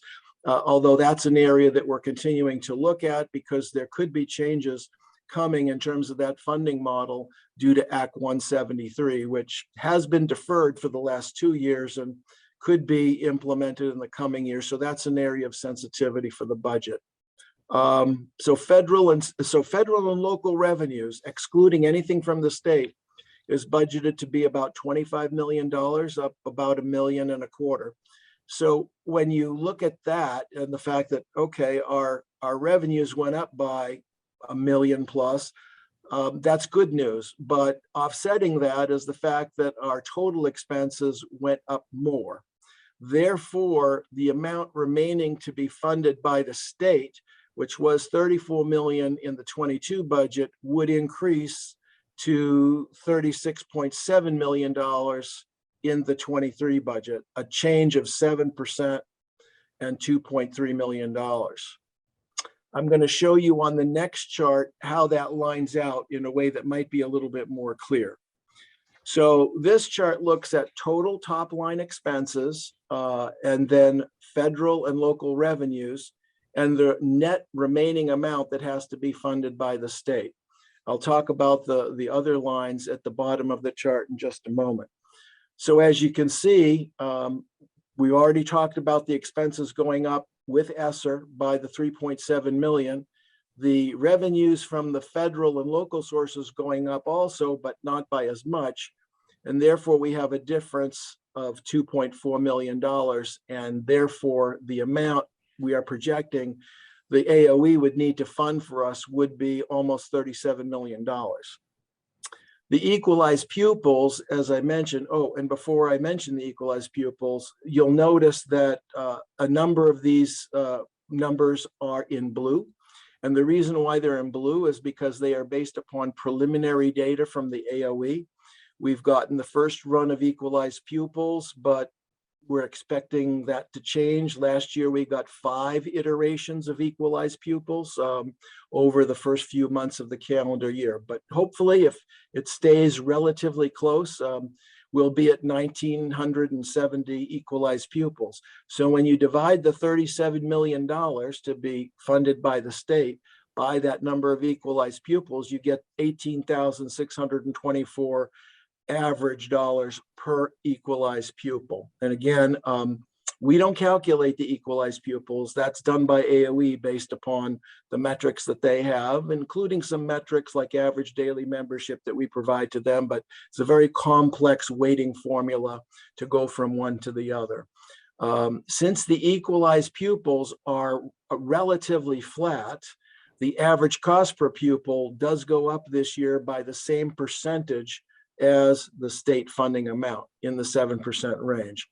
And as of right now, well, I should say as of a December 1st tax department letter from the state of Vermont, their preliminary estimate is that the average cost per pupil across the entire state will be about $18,000, up by about 5% year to year. But again, that number is preliminary and it's very likely to change. So let me stop there and ask if there are questions about these estimates. Okay, let's go on to the next chart. Based upon the state mandated budget language and the fact that we are being requested to fill in 3 numbers, and based upon the budget numbers that I've shown you, including the total expenses, then the net equalized pupil and the percentage increase, this is what the proposed ballot language would look like based upon the budget that we have today. And again, we've gone over the other bullet points there. So I really appreciate your time and your attention at this late hour. And I would be glad to answer any questions that you have and that I can answer. Okay, are there any questions on the budget? Allison has her hand up. Okay, Allison? Ted, just to be clear, I know we talked about the revenue coming from the ESSER funds. However, I believe the way the ballot language is constructed, we still end up showing an increase because it's based on per pupil, not, so we can't really, in the way that we are required to ask for the funding, show the variation in the ESSER funds. Is that correct? That's a really great question. And yes, it's my understanding that the way you described it is correct. In fact, last year, my first time through this, I wanted to add to the language. I wanted to add an explanatory note because of some of the things that were going on, like that we were drawing down the working capital surplus. And what I was told was that, nope, you have to do the language as it is, no changes, you just fill in the 3 numbers. And of course, the first number has to be the request to the taxpayer for funding this amount of expenditures, irrespective of where they come from.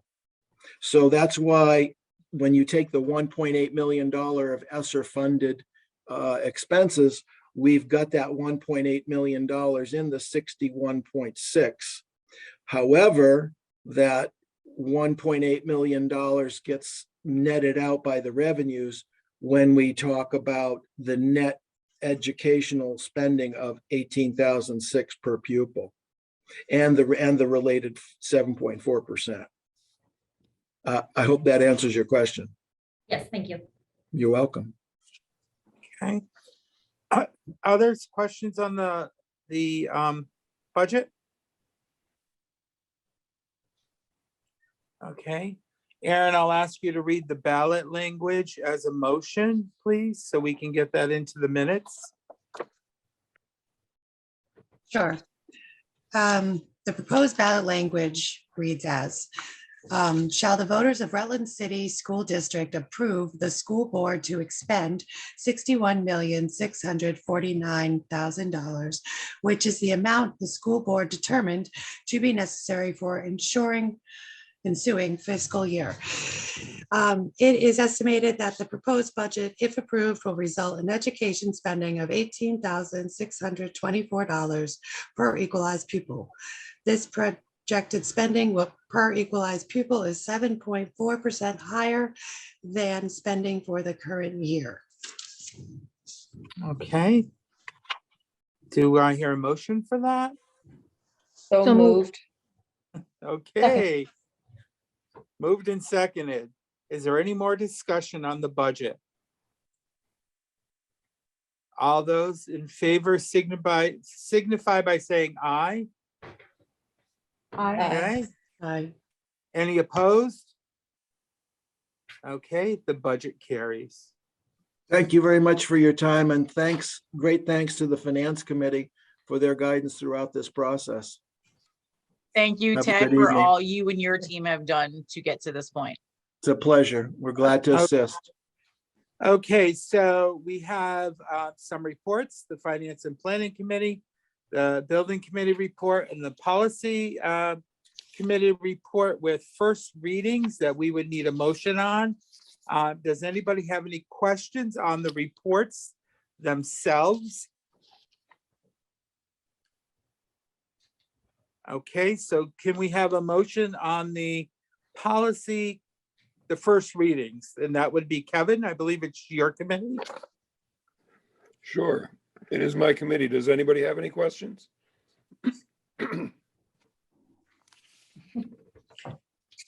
Okay, would you like to make a motion then for the first reading? Can I make that motion or does someone else have to do that? You can make that motion. I would like to move that we approve the policies listed on the agenda for first reading. Second that motion. Okay, is there any discussion on that? I have a discussion. Okay, Sorry, guys, I know it's late, but I went through some stuff. I disagree with the order of business of changing old policy to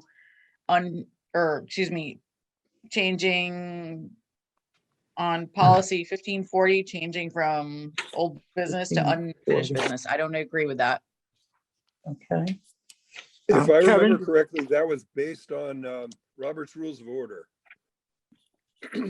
Kathy, can you speak to that? I see Mr. Bliss agreeing with you on that too. Yeah.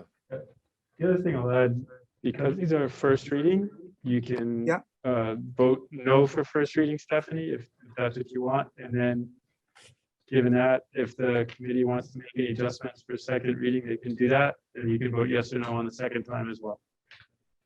Okay. May I? Okay. Any, Kathy Solsa has her hand up. okay, So Kathy? wait, Oh, Kathy, then I'll be back to you, Stephanie. Kathy? I'd just like to point out that in Robert's Rules of Order specifically states that they don't want old business to be used.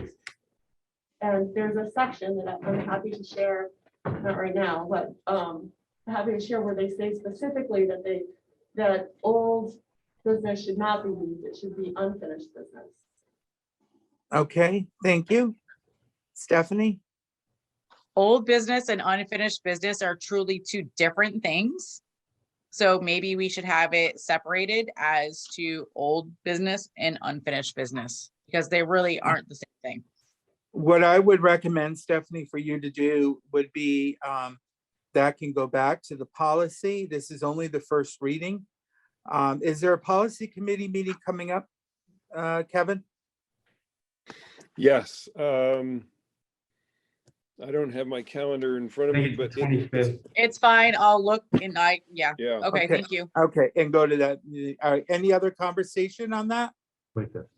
On that one, no. Any conversation on any of the others? Kathy has her hand up. Okay, Kathy, thank you. I'd just like to say that there's a specific protocol for the agenda that every public board is supposed to follow. So we can bring that up at the next policy meeting. But it's Okay, thank you, Kathy. All right, other questions on the policies? Can I just clarify what Kathy just meant? Does that mean I can't speak? No, no, I'm telling you to go to the policy committee. Is that what you, unless you have further questions? I have on further, that? I Okay. have further on different policies, yes. So should I go to the policy committee meeting on what else I have issues with? That probably would be recommended because this is only the first reading. And we have done that before that way. Mr. Bliss, you've been involved with policy for a while.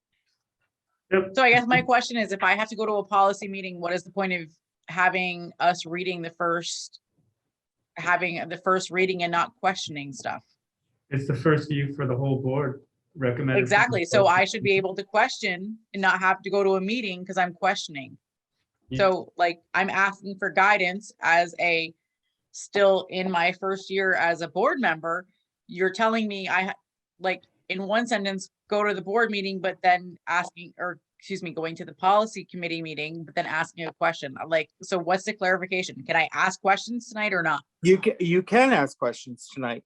But Okay, what so I'm- then the next one is on policy number 3140. I thought we had a separate policy in regards to having a different flag displayed, the non-United States flag and the Vermont state flag, and we are changing in regards to what I see, new language in the flag display. Can I get more clarification on that, please?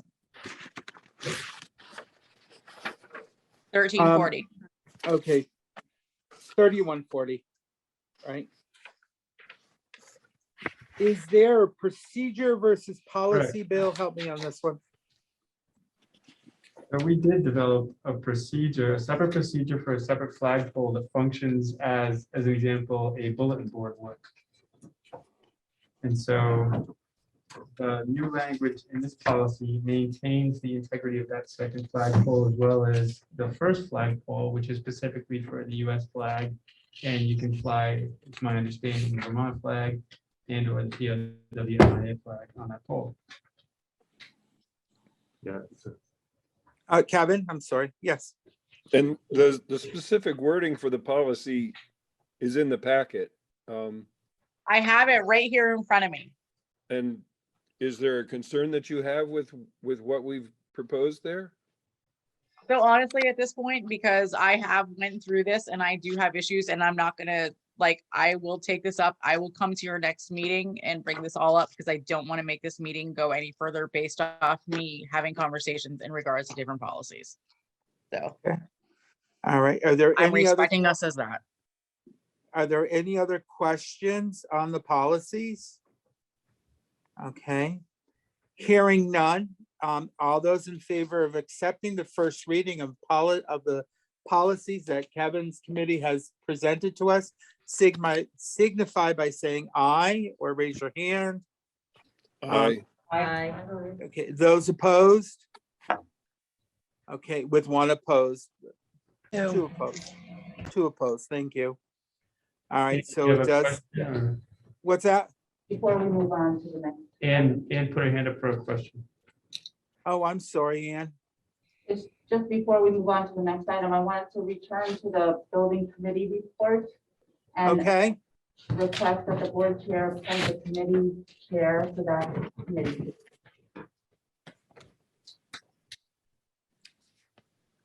Understand the need for that. At a previous meeting, the chair said that she would no longer be chair and asked somebody else to cover. And so now Ann is asking you to follow board policy and have the chair appoint the chair of that committee. That would be fine. Hurley, do you want to do that now? I can, sure. I will, okay, who's on the committee right now? Please help me. Stephanie and Brittany and Aaron. you, correct? Yes. Okay, I will appoint Stephanie to be chair of that committee then. Thank you. Okay, Thank thank you. you. Other questions? Okay, we're into the SR spending plan. Yeah. Hi, Hello, Abby. everyone. I'm here. So Uh-oh. Abby, you can share your Yep. screen if you want me Here we to. go. I think I just unmuted. So there are going to be two different ways that you can access this information. I'm going to share a presentation with you. So let me know if you can see it as soon as it loads up here. Can you see this presentation? Yes. Okay. Yes, we can. So because we're in a hybrid format, Rob has some paper copies I had printed out in December. There's slight change to the first slide, but other than that, everything's the same, and I didn't want to have to repeat for you. And there's also the ARP ESSER spending plan. So for those of you who don't know me at home, I'm Abby Brodowski. I am the recovery coordinator for Rutland City Public Schools. And I'm going to be presenting tonight on our ARP ESSER spending plan, which for those of you who may not remember, ARP ESSER is the third round of ESSER funding. We have two other rounds of ESSER funding for a total of about a little over $17 million.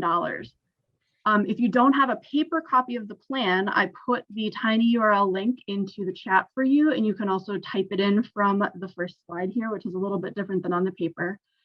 So that you can actually navigate the spending plan itself, which is a long, complicated federal document to tell you how we're planning on spending the third round of ESSER funding, which is about $11.2 million. So it's helpful to note that the plan is a draft plan. It will be submitted to the Vermont Agency of Education by the due date of March 29th. It could change slightly between now and then. Also, we just found out too, the plan will be updated when we make investments into the grant. So it is actually a live document. So if you came back in 6 months and looked at this document, which is also posted on the district website, you'll notice that the amounts may change because we're actually supposed to keep the public informed on how we're using the grant itself. Remember, with grant funds like ESSER, revenues must equal expenses, and there's a net zero impact on the education fund. So let's dig into the plan. Quickly, the first section, which starts on page 1, is just general information about the district. And then we have section 2, which is COVID-19 and education recovery information. There are some links. So if you look at this in a digital format, and you look at the plan in a digital format, you can actually click on this to get more information.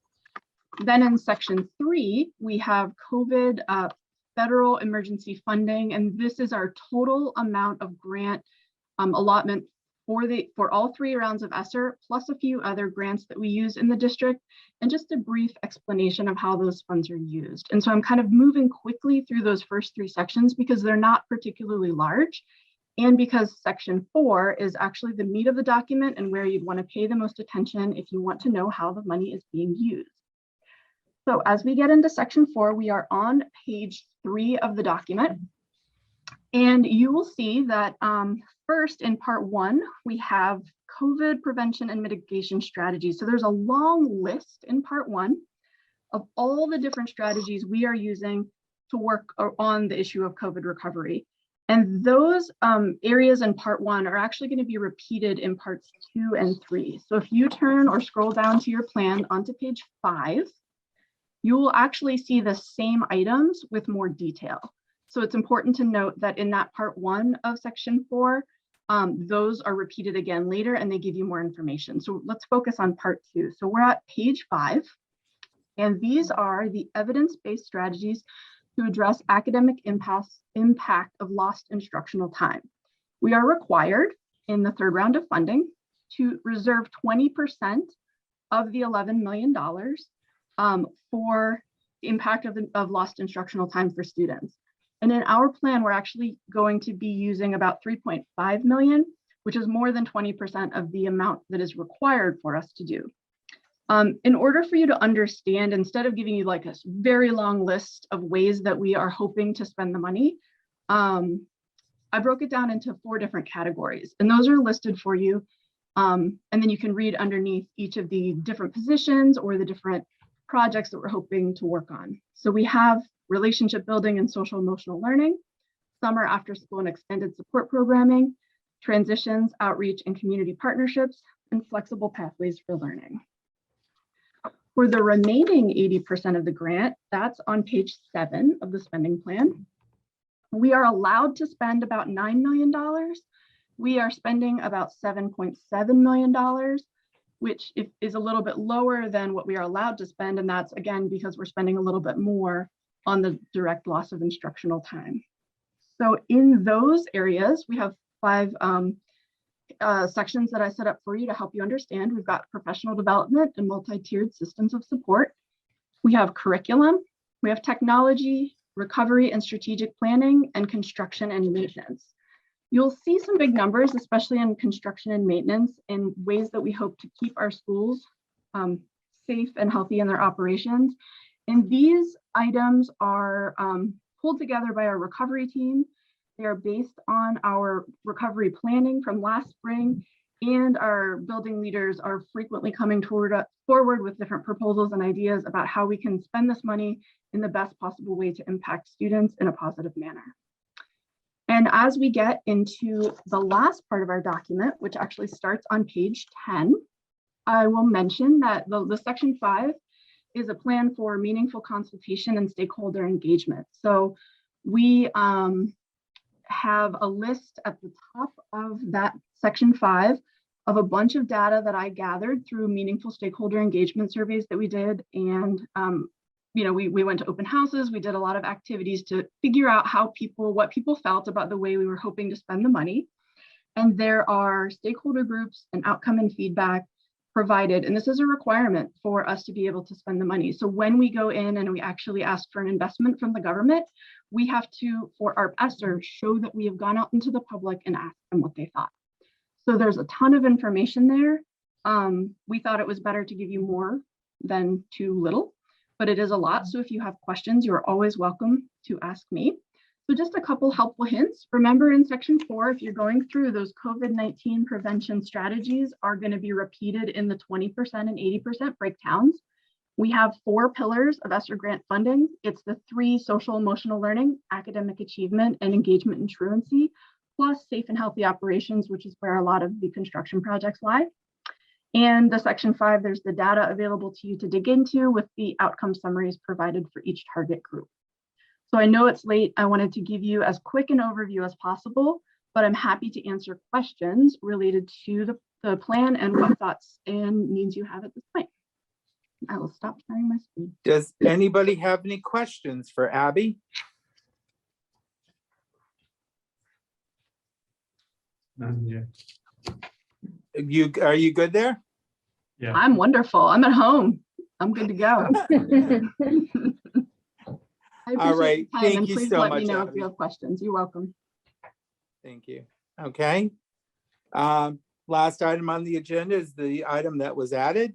Trish is the one who requested it to add, so I will turn it over to her right now. Hi. So, I will just point out that when the voters went to the polls, they did speak loud and clear as far as what they wanted. And also, as we know, the community, the children and whatnot have also spoken. So. Do you have a motion to make, Trish? I do have a motion. Okay. I would like to discontinue the use of the Ravens moniker and adopt the Raiders moniker effective immediately. Okay, is there a second? Okay, Stephanie seconded. All right. Is there debate? Okay, Kevin? And Mr. Bliss, it's just because I can see Kevin, so you need to let me know whose hands are going up. You have Kathy after Kevin. Okay, Kevin?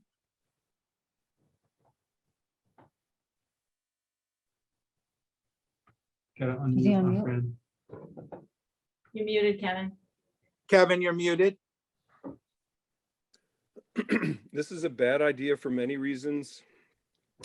If you'll recall, the reason that we decided to stop using the Raider name was because a group came to us that represented current and former students, community members. It was a large group of people that pointed out that the Raider name has a long history of being associated with negative stereotypes of Native American people.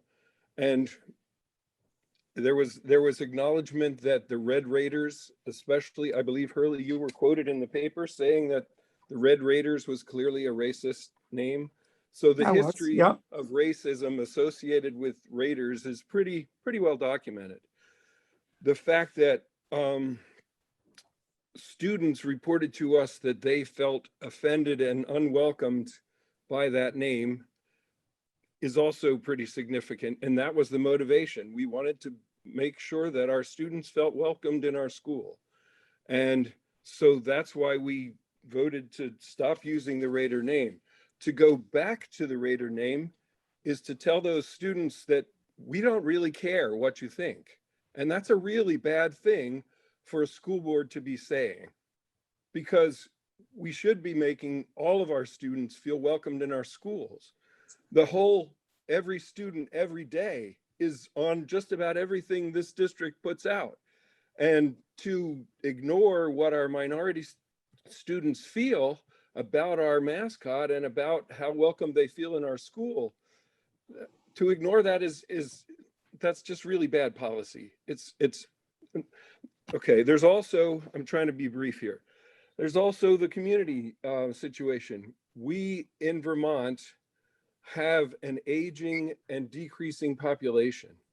In order for us to survive economically, we need to attract people to Vermont and specifically to Rutland. If we make this change and become the community that went back to a racist mascot, that's a very unwelcoming message to not only minority folks, but progressive thinkers everywhere, which is the kind of folks that we want to have moving to our community. So it's really a bad move for the future of our community to go. I mean, I know that people are very attached to that name, but its history is really negative. And for us to go back to that name after it's been pointed out how unwelcoming it is a really bad decision. And I also wonder whether it's something that could put us in a position of being open to a lawsuit.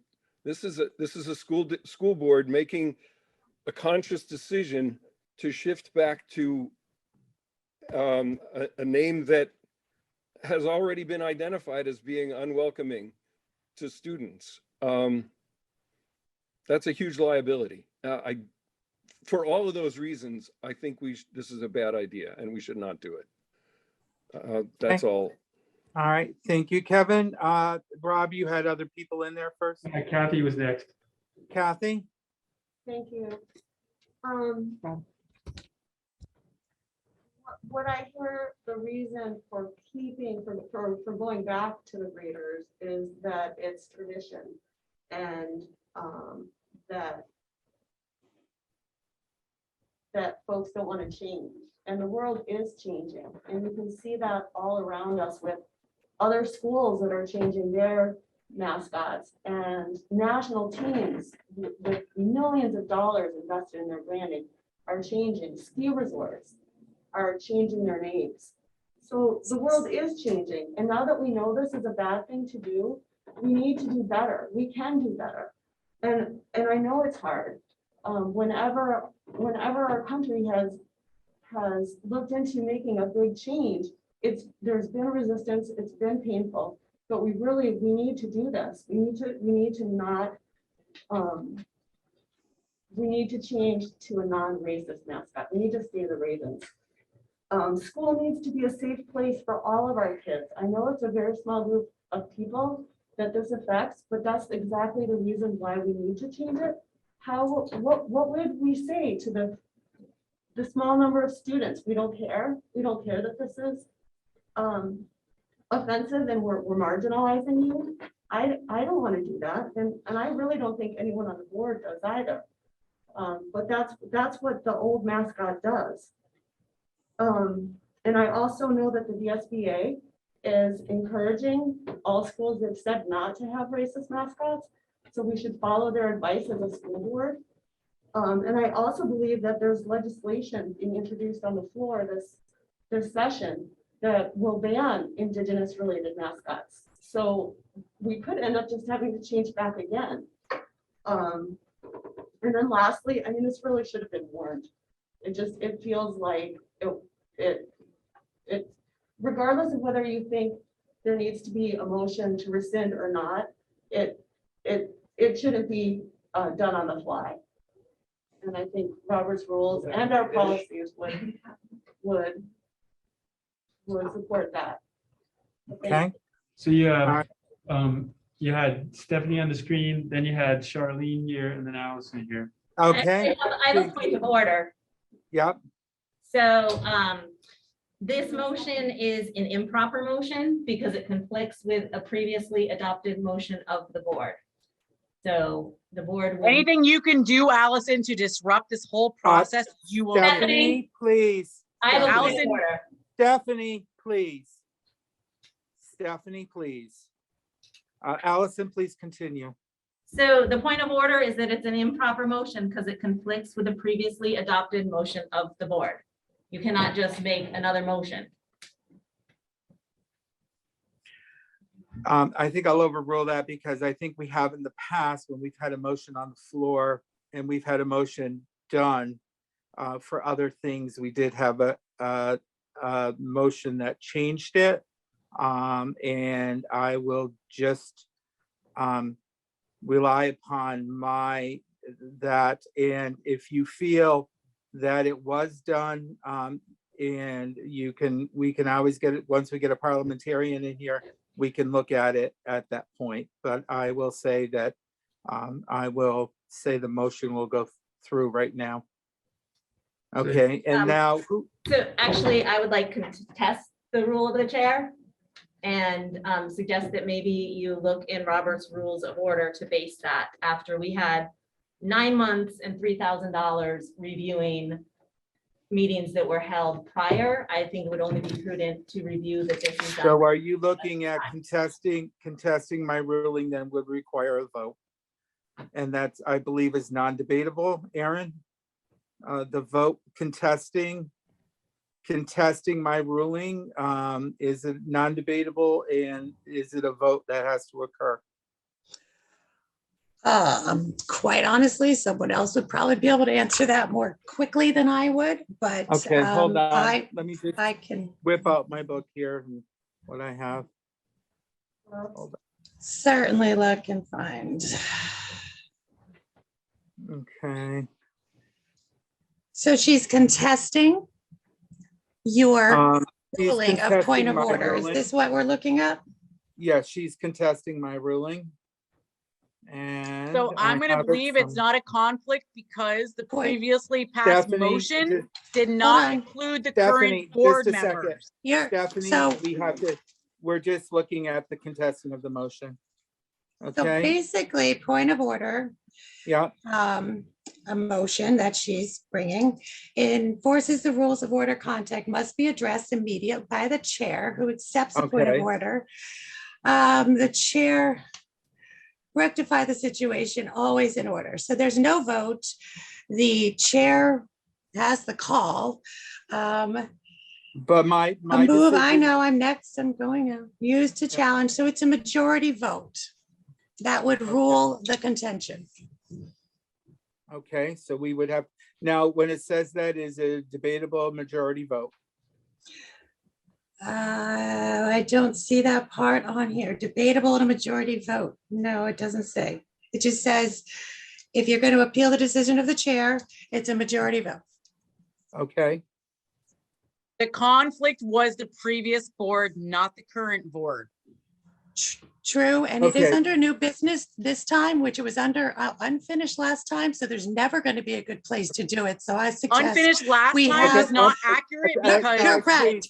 no, order. Stephanie, Please. please. It could go either way under. I agree, Aaron. Under various people's definitions of a word or a meaning of any one thing.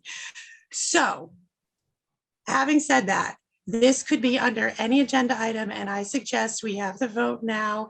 If there's. So why don't we let the Chair other is board ready. members speak like we let Allison and We, Kevin speak? wait a We, minute, because my I'm giving ruling. it back to Hurley. Okay, my ruling was, and I'm looking at it here, the vote on the ruling by the chair, I appeal the decision. Is there a second to that appeal? That's what I have to look for. I second that. Kathy seconded it. Okay, thank you. And now that is debatable. So there is any debatable on that, and it's simple Kathy. majority. Okay, Kathy Salsa has her hand up.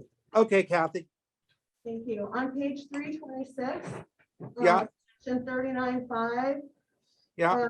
It says likewise, apart from motions to rescind or to amend something previously adopted, motions are not in order if they conflict with one or more motions previously adopted at any time and still in force. That would say that it's a proper motion. Can I speak, Rob? Charlene has her hand up. Okay, Charlene. What about? Then Stephanie. Okay, and it's just on, the debate is only on my ruling. Okay, so can you tell me, what are we doing here? Let's take a vote for this debate. What we're That what we doing need to is do? we are debating on Kathy's motion that she disagreed with my decision about allowing the vote. So do you want a roll call? Is that what we're asking for now? No, she gave her information. We are debating it right now, if it was proper or not. And if you have information that says that is my ruling was okay, that's the time to share it versus, and Kathy gave us the ruling. I can tell you that we don't all have our Robert's Rules books here in front of us, so Okay. it sounds to me like we're gonna have to go to a vote. Yeah. there was Okay. a second, and now it's discussion. Okay, Stephanie? Can And I again, actually- it's just on the motion that it was not, my ruling was not proper. That wasn't what I wanted to speak on. It was before that, so I'm not going to say anything. Okay. Does anybody else have any debate on my ruling? Trish, did you want to say something on that, or was that? I do not have a specific debate on your ruling. However, the thing that has really caught us in the past is we can go ahead with the vote in my. And Trish, I'm going to stop you there because right now this debate is purely on Okay, the ruling. sorry. Okay? Yeah. I apologize, but this debate's purely on the ruling. Okay, so it's purely on the ruling. Which I So understand that, but the fact is you let Kevin and Allison say what they needed to say. We're going to go back to However- that. We are there. We'll go back to the debating the question.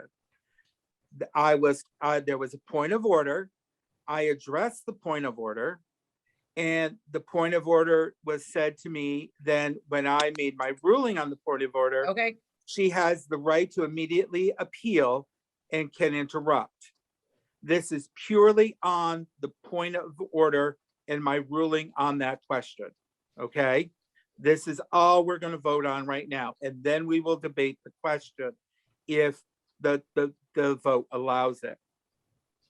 Okay, is there any more debate on the ruling that I made?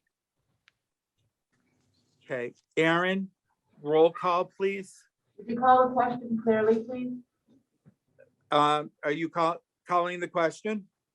I'm asking the chair to call the question clearly. I will call the question because there's no more debate.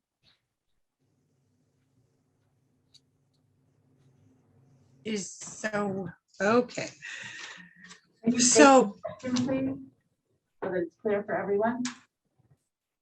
If I understand what Ann wants correctly, is that we are voting on whether or not Hurley's ruling for Allison's point of order should go forward or not, correct? If my ruling was wrong, is what we're voting. Okay.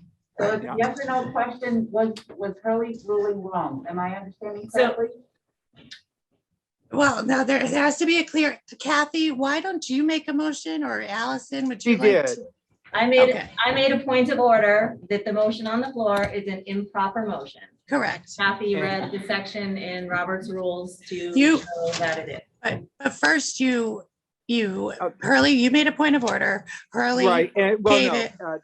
Allison made a Allison, point you of order contested on it. rules, and according to Robert's rules, Yeah, Kathy's contested right, it. she could contest my ruling. And then we debated that.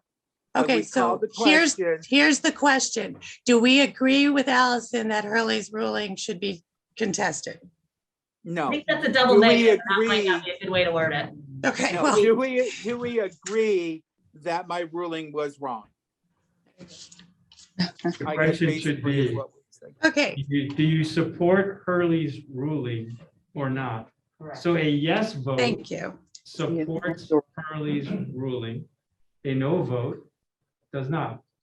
Yeah, I think that's the opposite because the Thank you. motion on the floor is contesting my ruling. Yes. So if we say yes,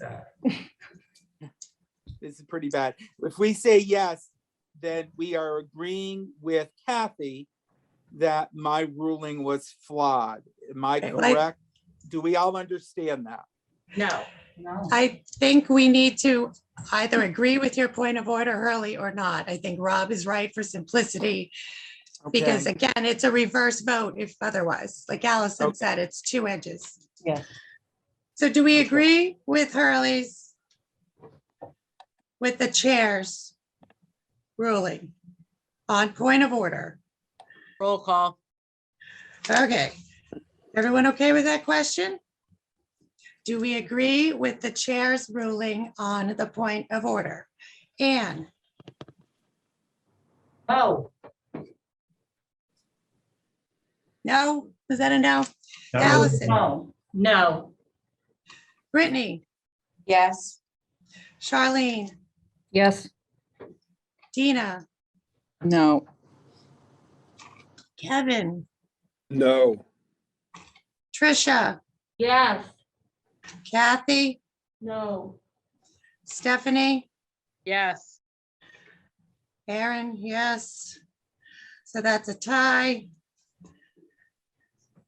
So I break the tie Yes. and I will vote that my ruling was okay. I will say yes. Okay. 6-5 in favor of Hurley's ruling. Okay, now we can get back to debating the question. And Stephanie, you had your hand up about debating the question, about going back to Raiders from Ravens. Stephanie, you. you're up. So July of 2020, this situation started in regards to the negative effect that the Raider name and the Arrowhead logo had on our students and our community. Since then, there has been a lot of interactions and whatnot. And the combination of the two is what I feel, as I have seen, is the general theme of what is negative and racist. If you separate them, is that the answer? And in that time of all of the combination, the students have been neglected. And you want to say there is the side. It's one side or the other. So at this point, I'm going for the simplest of tonight is going to be the Raven side and the Raider side. The Raven side, the non-Raiders have said it's racist and it is affecting our students. It's, it's harmful. What about the students who want to keep the Raiders? What about the students who think the Ravens are harmful? Why are those students being silenced? In the end, why is either side being silenced? Why are we not coming together? Back when Kevin put his original motion out, when Aaron and Charlene tried to do friendly amendments and everything else involving that, why, as a board, the previous board, nothing to do with myself and Trisha at that point, could you guys as a group not come together for the better of our students?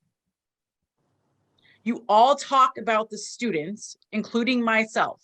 And I know we as individuals do lots to work and do everything for these students, whether the general public realizes it or not, but we do. Why, as a group, could you not come together to come up with something? You were ignorant and not wanting to say, you know what, let's compromise. And I go back to that previous board and certain members of that board. It makes me angry. I, as a parent of a senior and a sophomore, as a parent who has coached several of students in this particular sport, I live these students go to a Rutland football game on a Friday night. Those student body are not saying Ravens. They are saying Raiders. You want to say where our student body lies? Our student body does not lie in Ravens. They want to be Raiders. Nobody is talking about the symbol. We say mascot. People want to say the word mascot. A symbol of the arrowhead is not a mascot. We do not have a mascot. We have a symbol, which most of people, and including some on this board, because I sat in a board meeting and an ad hoc committee meeting, who did not know how the arrowhead came to be a part of Rutland High School and the RCPS community. It was a contest held by Mike Norman when he first came to Rutland High School, and a student who is not of who, excuse me, a student who is not part, I'm trying to pick my right word. It was a student of non-white ethnicity that won this contest. So yet we go back to it's being racist, this and everything else. In the end, you're gonna call out a student who was the winner of this contest, a contest that everybody in the RCPS was allowed to submit.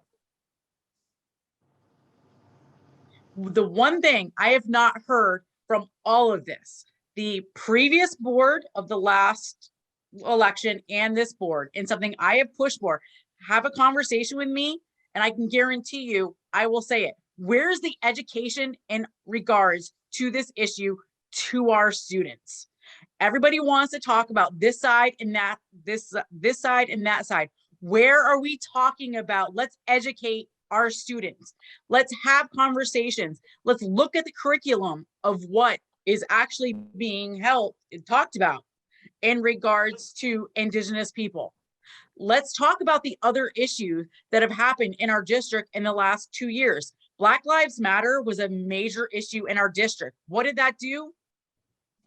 It made us spread further apart. And now this issue. Let's talk about the education of these two things, not just have it be a bunch of adults arguing. Let's make it to be the education of the students, whether it's ESP in their curriculum.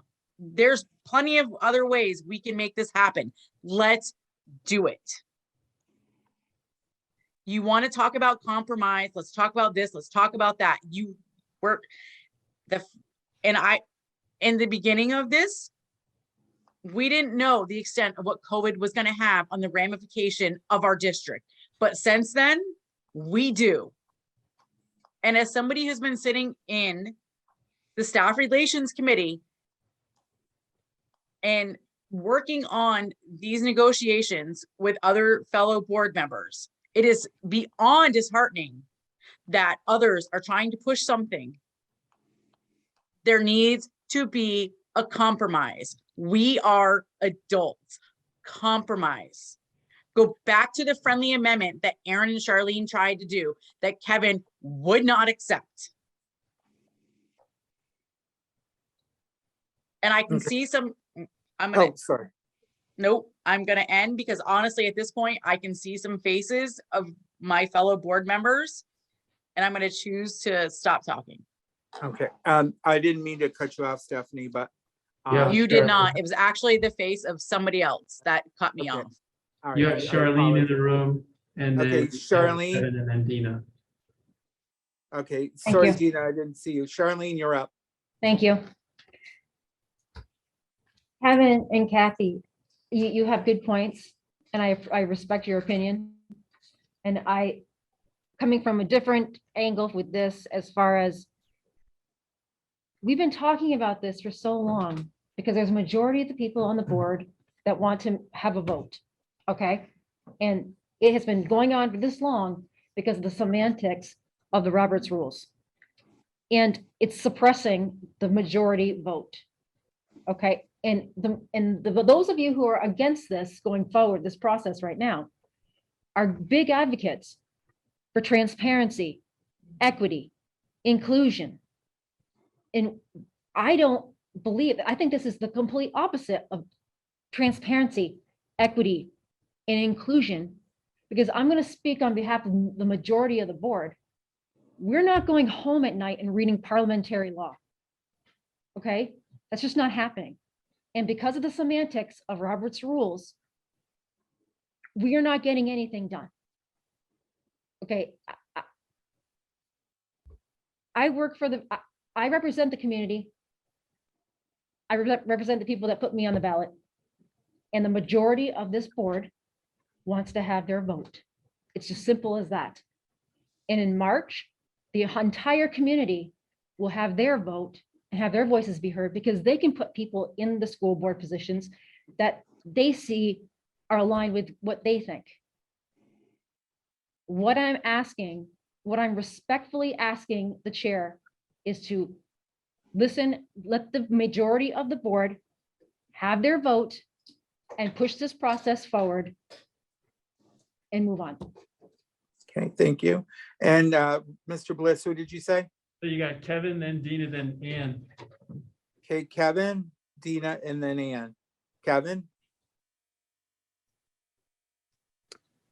Just briefly, Stephanie, I know that this process actually began a long time ago, like at least 15 years ago, when there was a group of, from what I've told, Kathy Archer, her daughter was a part of the group that brought it up to the board. Possibly, I don't know if the board took action at that time, but I think it was the superintendent at that time that made the change. There was a group of students back then, this is the early 2000s, that said that the Red Raiders was a racist name and it needed to be changed. And the change was made to drop the word red, and the change was made to stop using the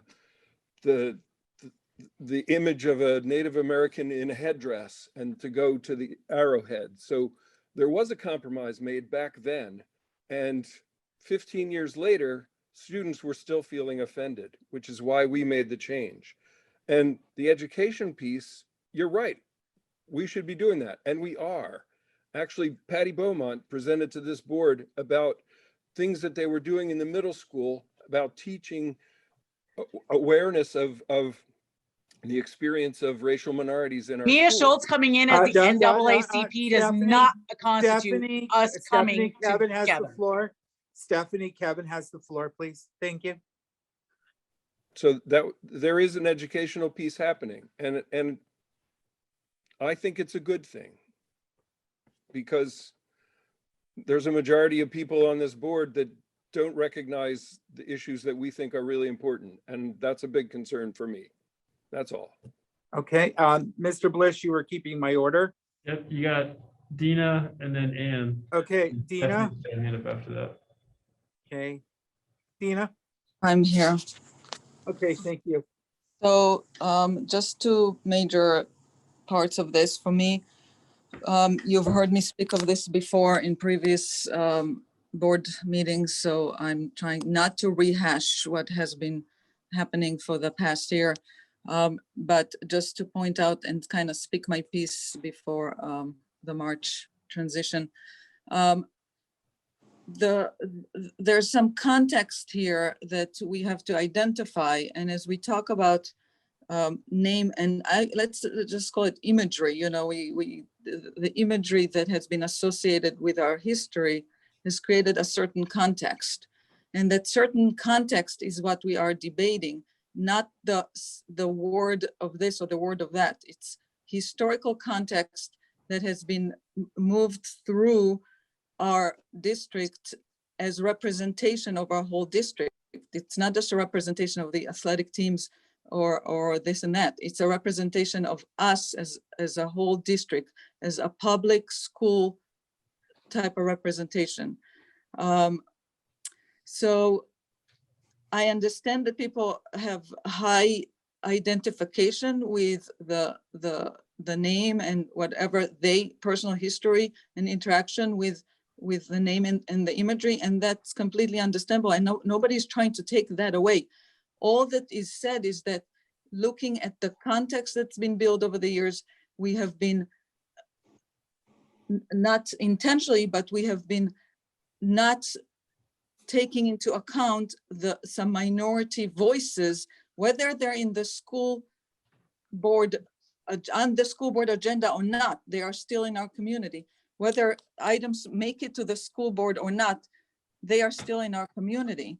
So I really would like to ask the board that as we move forward with all of our educational curriculum, inclusivity, equity type of efforts, I really would like us to recognize that part of it is identifying that sometimes we need to make changes that do not affect us directly, that do not have impact to our lives directly, however, have impact to other people's situation and experience in our community, those that they cannot change. They can, I'm talking about issues that are not something that you can switch a shirt and be something else. You cannot rewrite a name and be something else. When somebody has an experience in the community, they are based on who they are, where they're from, how they speak, what background they have, whatever representation they have that has not been the majority experience. How do we address that? How does our board take on minority-based issues as a majority-based voting? How do we do that? If something as a request to change the wording of our representation or the wording of our imagery, and as we can all agree on, I think that images do matter and they are part of our curriculum. How do we take that historical context and repurpose it, rebrand it, without taking any consideration the still ongoing experience of the people on the ground that may not be us? And that's the question I would like to have to the remaining of the board. And everybody has their opinion, everybody has their experience, everybody will vote their conscience, and that's what we do here. We vote what we think is the right thing at the time, and I respect that. I just want to put that out there. Majority voting does not necessarily address minority issues that will be still ongoing. Whether you decide on it or not, they will still be ongoing. So I just want to have people have that perspective. I want to go back to Isabella's representation of our mission statement, and thank you for mentioning that. Our mission statement has value and it resonates beyond our school, into our community, through our state, through everything.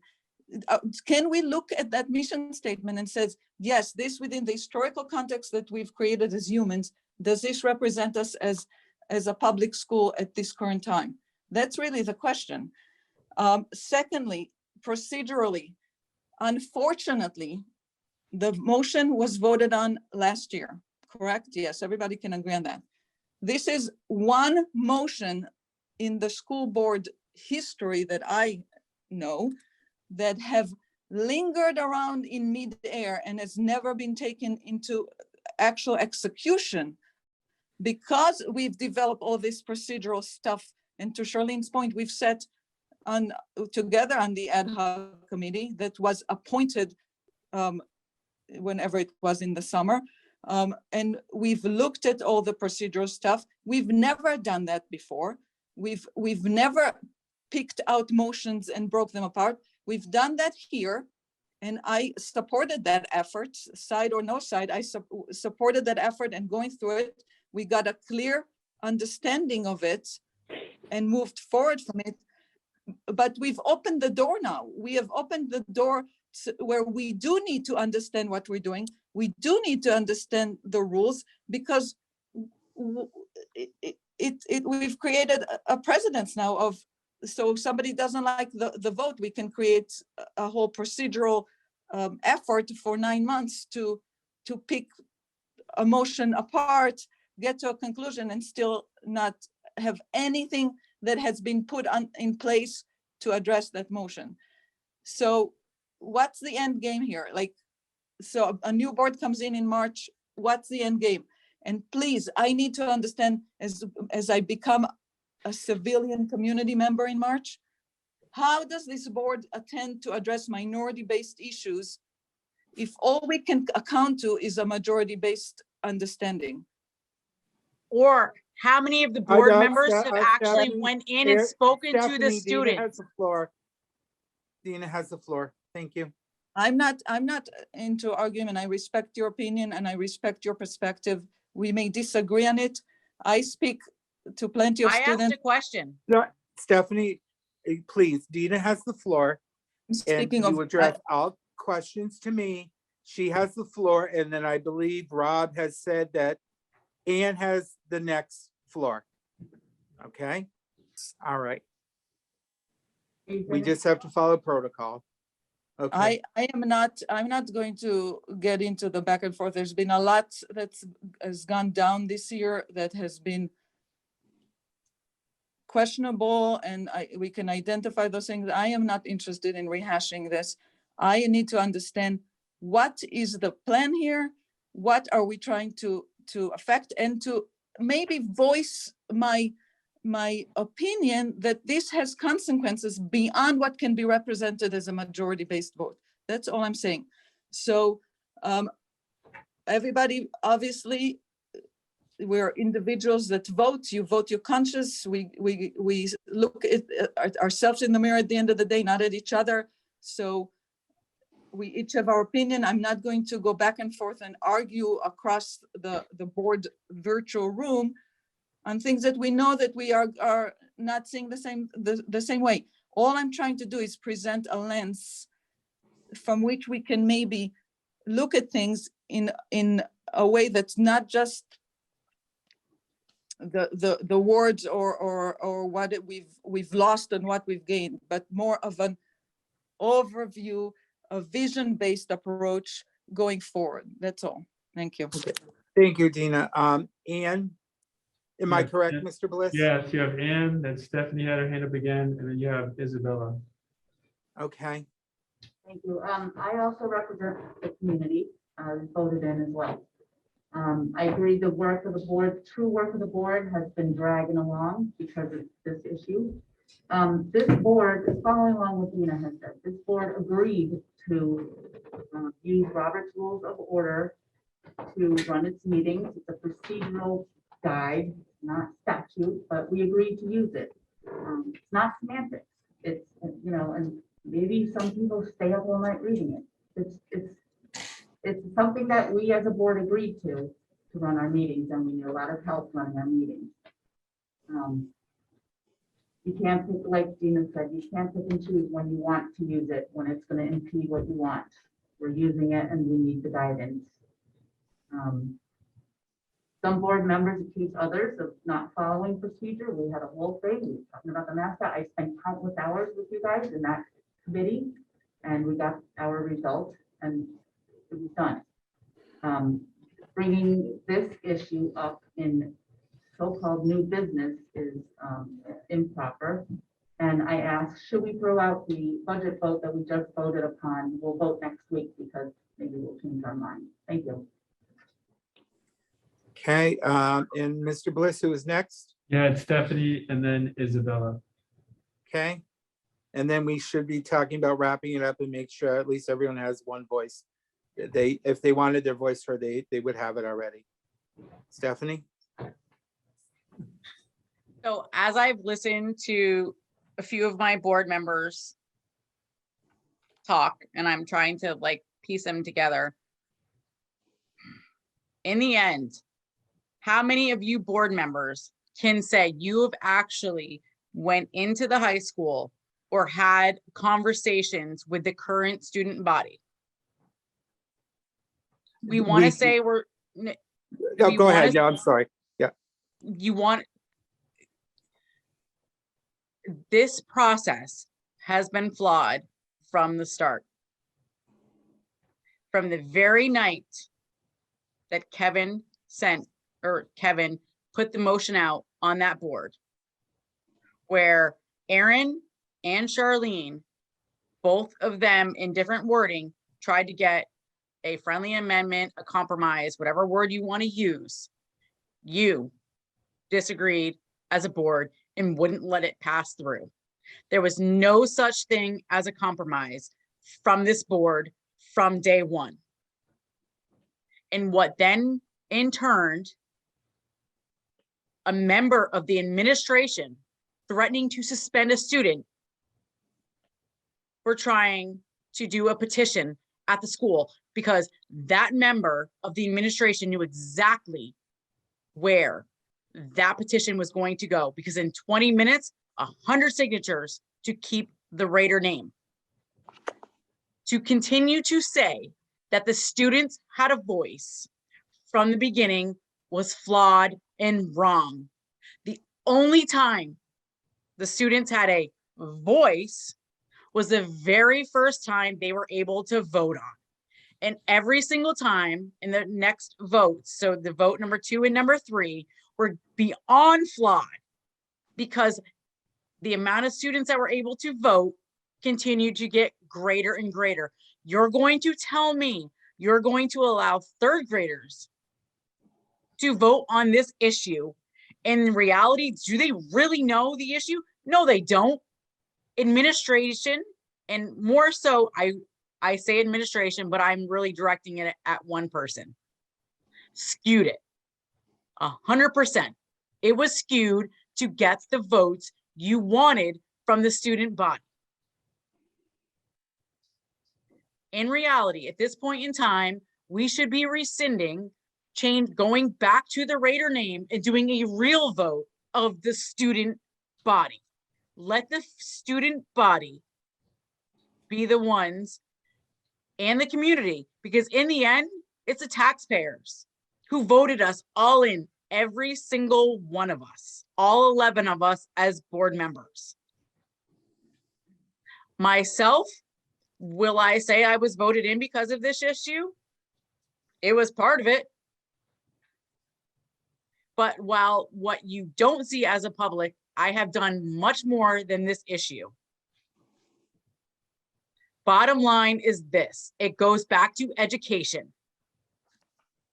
We as a group are not educating and pushing. Somebody raise their hand and tell me that they are pushing for teaching our students, not just high school students, but K through 12, about Indigenous people, about very other races, other nationalities, all of the above. These issues are what divide our communities. Why are we not pushing to teach our children? And if we are pushing to teach our children, then why are we not hearing about it? Why are we not hearing about the issues that are dividing our community? And you as a group, who I can see in my screen, please don't tell me these issues are not dividing our community. It's actually disgusting. As a board member, sitting here at times, I shouldn't say disgusting, I should say disheartening. I've used that term so much over the last couple months. I love my time on the board, but I have to tell you, the actions of few are so disheartening, and it ruins and it gives a bad reputation to all of us. So I ask as a board to step up, put your personal stuff aside, and look at these students, which is in the end what we are all here for. We can compromise, we can come together. But at this point in time, our community is now divided again. And has been divided now, we are almost to the second full year of this division over one topic. Step up, do what we need to do. Let's compromise, figure out a way to educate, and move on. And in the end, it goes back to you, Kevin, from the very beginning with your motion that was put out. Make sure you address your comments to me. That's all. Thank you. No, I'm not addressing, I'm just saying, I'm sorry. Yeah. The original, it goes back to Kevin with the original motion that was put on the screen. That was the wrong one, which does nothing to show that the previous board, not all members, that certain members, and I have, because it was requested in email confirmation that the previous board, previous members of the previous board in collusion did behind the scenes work, including members of the current administration. Feel free to deny it. I have the proof. So at this point in time, all I'm asking is let's work together, and at no way are we going to agree on this issue. We are a very divided board, and I believe this is what divides us the most. And it's time to move on from this issue. Okay, thank you. Isabella? Thank you for letting me speak. Oh, thank you. Thank you for letting me speak since I was elected by the student body, just my grade though. This issue. What grade are you in, just so you can refresh? I'm a senior this year. Okay, thank you, Isabella. Yeah. And I've gone to Rutland High School since kindergarten, or well, Rutland schools since kindergarten. So I know the students that I'm with pretty well. I think that's why they elected me. This has been an issue since I began on the board, which was the end of my sophomore year, just those last summer meetings. And I like to say that I'm proud that I have a very diverse group of friends and peers. And I think that maybe saying that the Rutland students are more in favor of Raiders is a biased view of that, because I know quite a lot of people in quite a lot of different circles that would say that, first of all, they just want it to be over. And second of all, they understand where we are coming from with the point that it is at this point racist and dividing us. And it's hard to watch our board not be able to conduct themselves in a way that will get this passed. I don't think that there's any sort of compromise we can make when it comes to a topic like this. When I heard people talking about Mr. Kefauver should have taken compromises, and I don't think that's something he could have done morally. I just really want to say that from the student body, from the people who have elected me, I think it's time for this to be over. I think we need to implement, like Mrs. Studley was saying, education, the actual changing of things. I've already seen a few changes in our schools. I think that needs to continue in order to reassure the students that the Ravens is a good choice. Yeah, that's all I have to say. Thank you so much. Okay, and at this point, because of the late hour, I'd like to just go around for those people who have not had a chance to address the board, to see if they have comments to address the board. And then I think we should be wrapping it up for some sort of vote at that time, so everyone has a voice. So Mr. Bliss, because I'm not in that room. You had Allison who hadn't had a shot on this one yet. Okay, thank you. Let's go there. Okay, thank you. So the discussion to change the mascot and the moniker was properly brought before the board by students and alumni 18 months ago. Since I was chair at the time, I have been vilified and attacked by board members and others outside the board for running procedurally correct and fair meetings.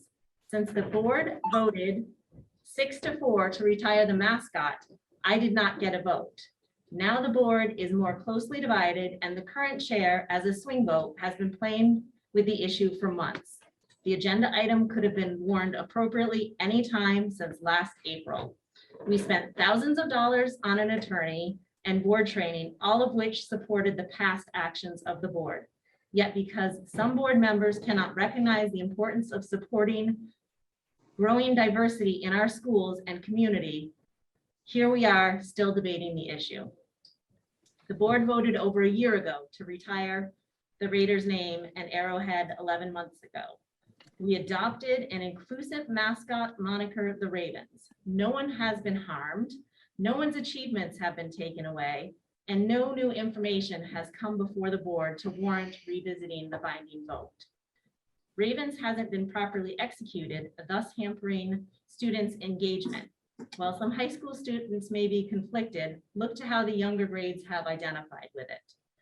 The Raider moniker and Arrowhead logo have decades of history and use in Rutland City Public Schools, tied to cultural appropriation and characterization of Native Americans. The use is not in line with our vision statement, organizational values, or Vermont Principals Association guidance. A moniker is a nickname and a mascot is something that symbolizes an organization. Raiders does not support cultural diversity or project a positive, welcoming environment. Our motto of every student, every day includes the less than 1% Native American student population. Our city and our schools are becoming more ethnically and culturally diverse. As a Board of Education, we should see, recognize, and support marginalized populations. People are not mascots. Majority rule has an obligation to protect minority rights. Yeah, Trish is the last one with her hand up on the board. There's Okay. one person in the audience with their hands up, but. it's up All to right, you I'm gonna whether you keep want this to really take it. brief because I think we all need to make a decision, which has been long overdue. And there's really Two not much people more. on the screen too, Rob.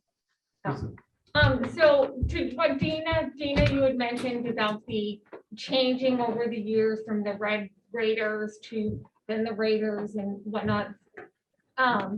I have to tell you, I believe in evolution. So we have evolved the logo, which some people thought the Red Raiders was racist. I'm gonna disagree with that, but that's not a debate I'm into tonight. But basically that was changed and we became the Raiders. What we can actually choose to focus on is that we've made modifications over the years based on people's perceptions, okay? And so we can be evolving and educating as we're going, not eliminating. And back to what our student rep had mentioned, I'm very, very fearful for the generation that we are starting to have moving forward. As I have always preached to my children, 2 of them who are in the school system, you can choose to be offended by something. I've heard the comment saying, well, one person's offended. Well, if one person is offended and we're gonna go on that base for how we make our everyday decisions, we're never gonna have anything with any continuity. Anybody can be offended by anything. It's how you choose to live your life. If you're looking to be offended, I can guarantee something's going to offend you. And that is not a way that we can operate in this time. I mean, it's time to learn to compromise, as Stephanie has said, and everybody needs to learn to work better together.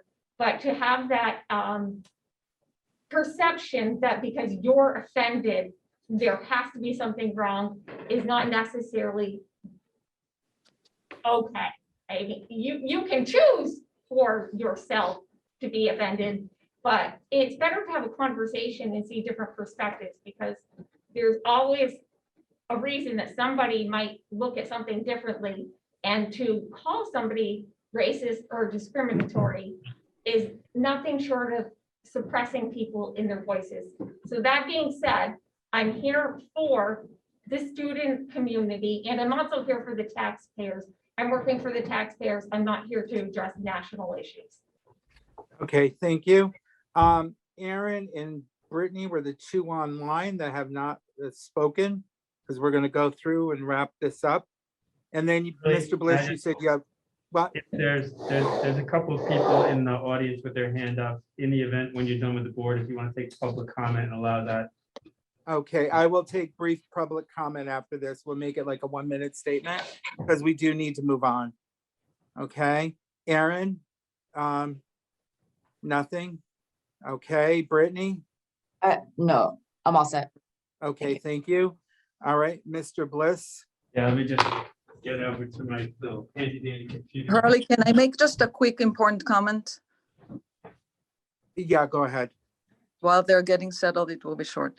I just want to respond to one really important thing because I think this is a crucial item, and you will not hear from me again for a while after this. So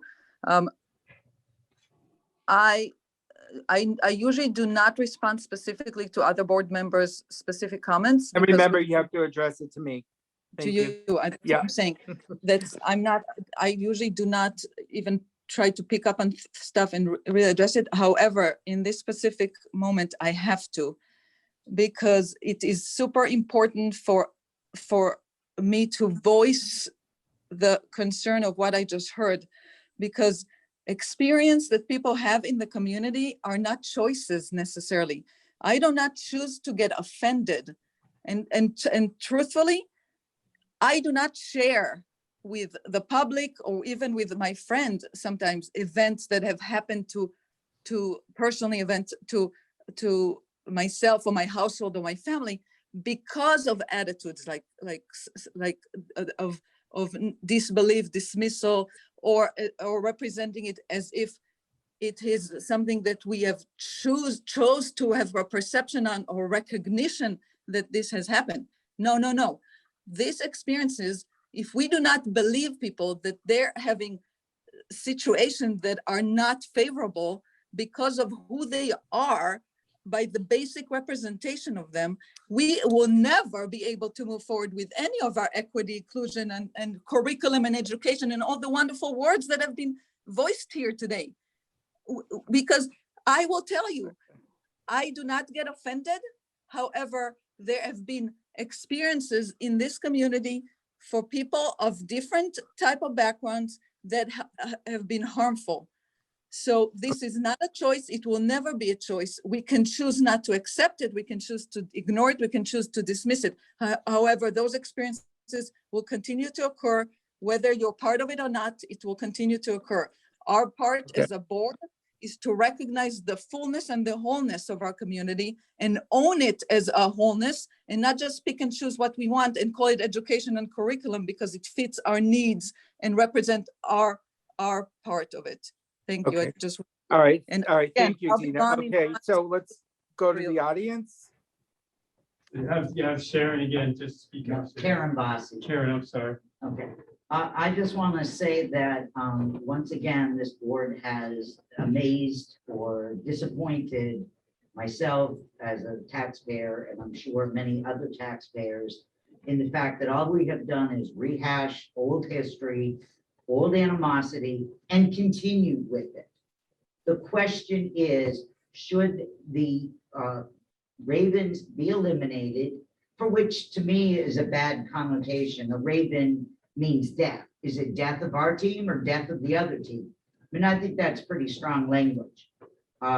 But aside from that, we can't even agree to put a question on here. And Robert's Rules of Order is used by almost every board. But no board that I have ever sat on or ever witnessed sits there and challenges every time someone wants to say something. And by saying that because something was decided upon, it can never be brought up again is absolutely ludicrous. The board would never change anything. No board would ever change anything. And I've been just told that I have 10 seconds when everybody else, I understand, is a board member, has had hours to restate the same thing. But I'm sorry. Mr. Bliss, you can give her, a couple minutes. you. Let's I'll do just 2 do minutes. that. Thank you. Yeah. now that I have lost my train of thought by being interrupted, I do want to say that whether you agree with the issue or not, the way that this issue has been handled by this board, people say it wasn't warned, so we can't discuss it tonight. Well, I was at the last meeting. It was warned. It was going to be on the agenda for the January 11th. We were going to go forward with it. And once again, we have sat here for hours and debated whether we're going to go forward. People want to put the issue to rest, then hold the vote and stop being afraid of the outcome of the vote. You're here for the taxpayers, not for your personal opinions. And that's what I feel like is coming in here, is your personal beliefs, your personal opinions. Majority rules, unfortunately, is the way of the world. I don't always agree with who's elected into public office, but a majority of people elected them. I have to live with the consequences. Yes, I think we can be more inclusive, but everybody has experiences in their life that causes emotional problems or that have different connotations or meanings to them. And that's unfortunate. And we can be sympathetic and we can learn from them. That doesn't mean the whole world changes because of a minority of people. And this doesn't just impact the student body that is there now. Many of these kids are going to graduate and leave Rutland and not ever come back. Again, your taxpayers are the ones that are here, that have stayed here for many years, most of them. Thank you. Okay, thank you. And there was one more, Mr. Bliss. I'll be very quick. My name is Heather. I just want to take a minute to say I've heard over and over and over again about inclusion and being considerate of the minorities all night long from so many board members. No one has mentioned or even brought up those who have Native American culture, those who are Indigenous. No one cares about that. Right now, from sitting in the audience, I didn't even come here about Raiders tonight, but I'm seeing everyone's personal agendas lined out. We're not even considerate of the people who respect and are proud of the Raider name and logo. What about those minorities? Ms. Note said only 1% of the population. That's a minority. And we need to not cancel them. We need to listen to them also. We need to listen to everybody. You can't just lay out one ethnicity, one culture, and you can't cancel one culture just because they're Native American, because it might hurt them or hurt somebody else. You can't segregate. So if we want to be inclusive, we can't be thinking about ourselves. We need to think about our community. And if there are people who have had individual situations that they've been attacked or they've been hurt based on their culture, no matter what it is, black, white, purple, brown, whatever, then we need to help educate our entire community about all races, not just Native American, not just Indigenous, not just Black Lives Matter, all of them. But by canceling a logo, a moniker, is just canceling one more thing for our children that have lived in a world for the last 2 years of cancel culture. School being canceled, lives being canceled, what they know being canceled. And for the kids that relate to the Native American, are proud of that, you are just canceling their heritage. And that's awful and against what a school board should be for. Thank you. Thank you. Okay, I'm going to ask at this point. One more.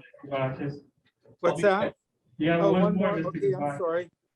So I know some of you board members have already met many of the Native Americans who actually live here. So the Raven side of things, if you guys would like this Saturday, we can meet up with several of the Native Americans who live here in Rutland. One being Peggy Sue Roselle, who's been called, I don't know, not Native enough, too white to be Native, not smart enough to know any better, just because she wants to keep the Raiders. And there's dozens and dozens of Native Americans who have contacted us over the last 2 years. So you guys, you know my number, you know my number, you know my number. They'll give you my number. If you want to meet these Native Americans, we'll meet them this Saturday. And not the ones wherever that you're talking about. Thank you. What was your name? All right, thank you. Okay. Oh, we got one more, Mr. Bliss? Yeah, We're done? I think you're good. Okay, I will call and ask my clerk to do a roll call vote, please. Yes is approving the motion of going back to Raiders, or going to Raiders, excuse me, not back, but to Raiders, as it was mentioned, and no is to stay with the Ravens. And Ms. Charlie, Shib, yeah. Just clarify, you said you'd address the 2/3? Yeah, there is no 2/3. I've looked at Robert's rules. I'm sorry. So your ruling is that this being not on the agenda does not need a 2/3. Yes, yes. And Majority. you can challenge the ruling if anybody would like to, and I can go to that point. Okay, Aaron, then I'd like you to call the roll call vote for the, Okay, everybody ready? Anne, No. no. no. Allison, No. Brittany, Yes. Charlene, Yes. Tina,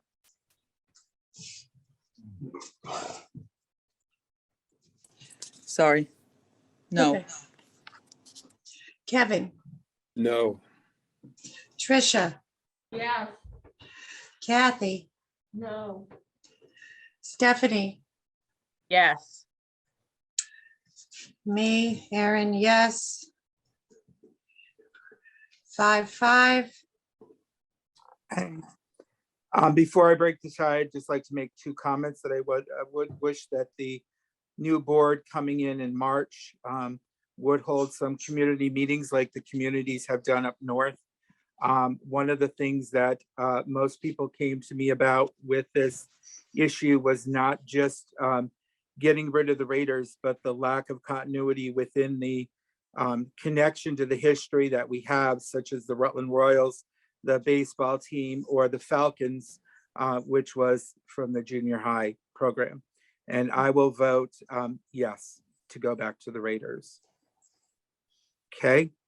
Is there a Okay. motion to adjourn? A motion to adjourn. Second, I'll second. all in favor? Aye. Aye. Aye. Motion adjourned. Good Bye. night.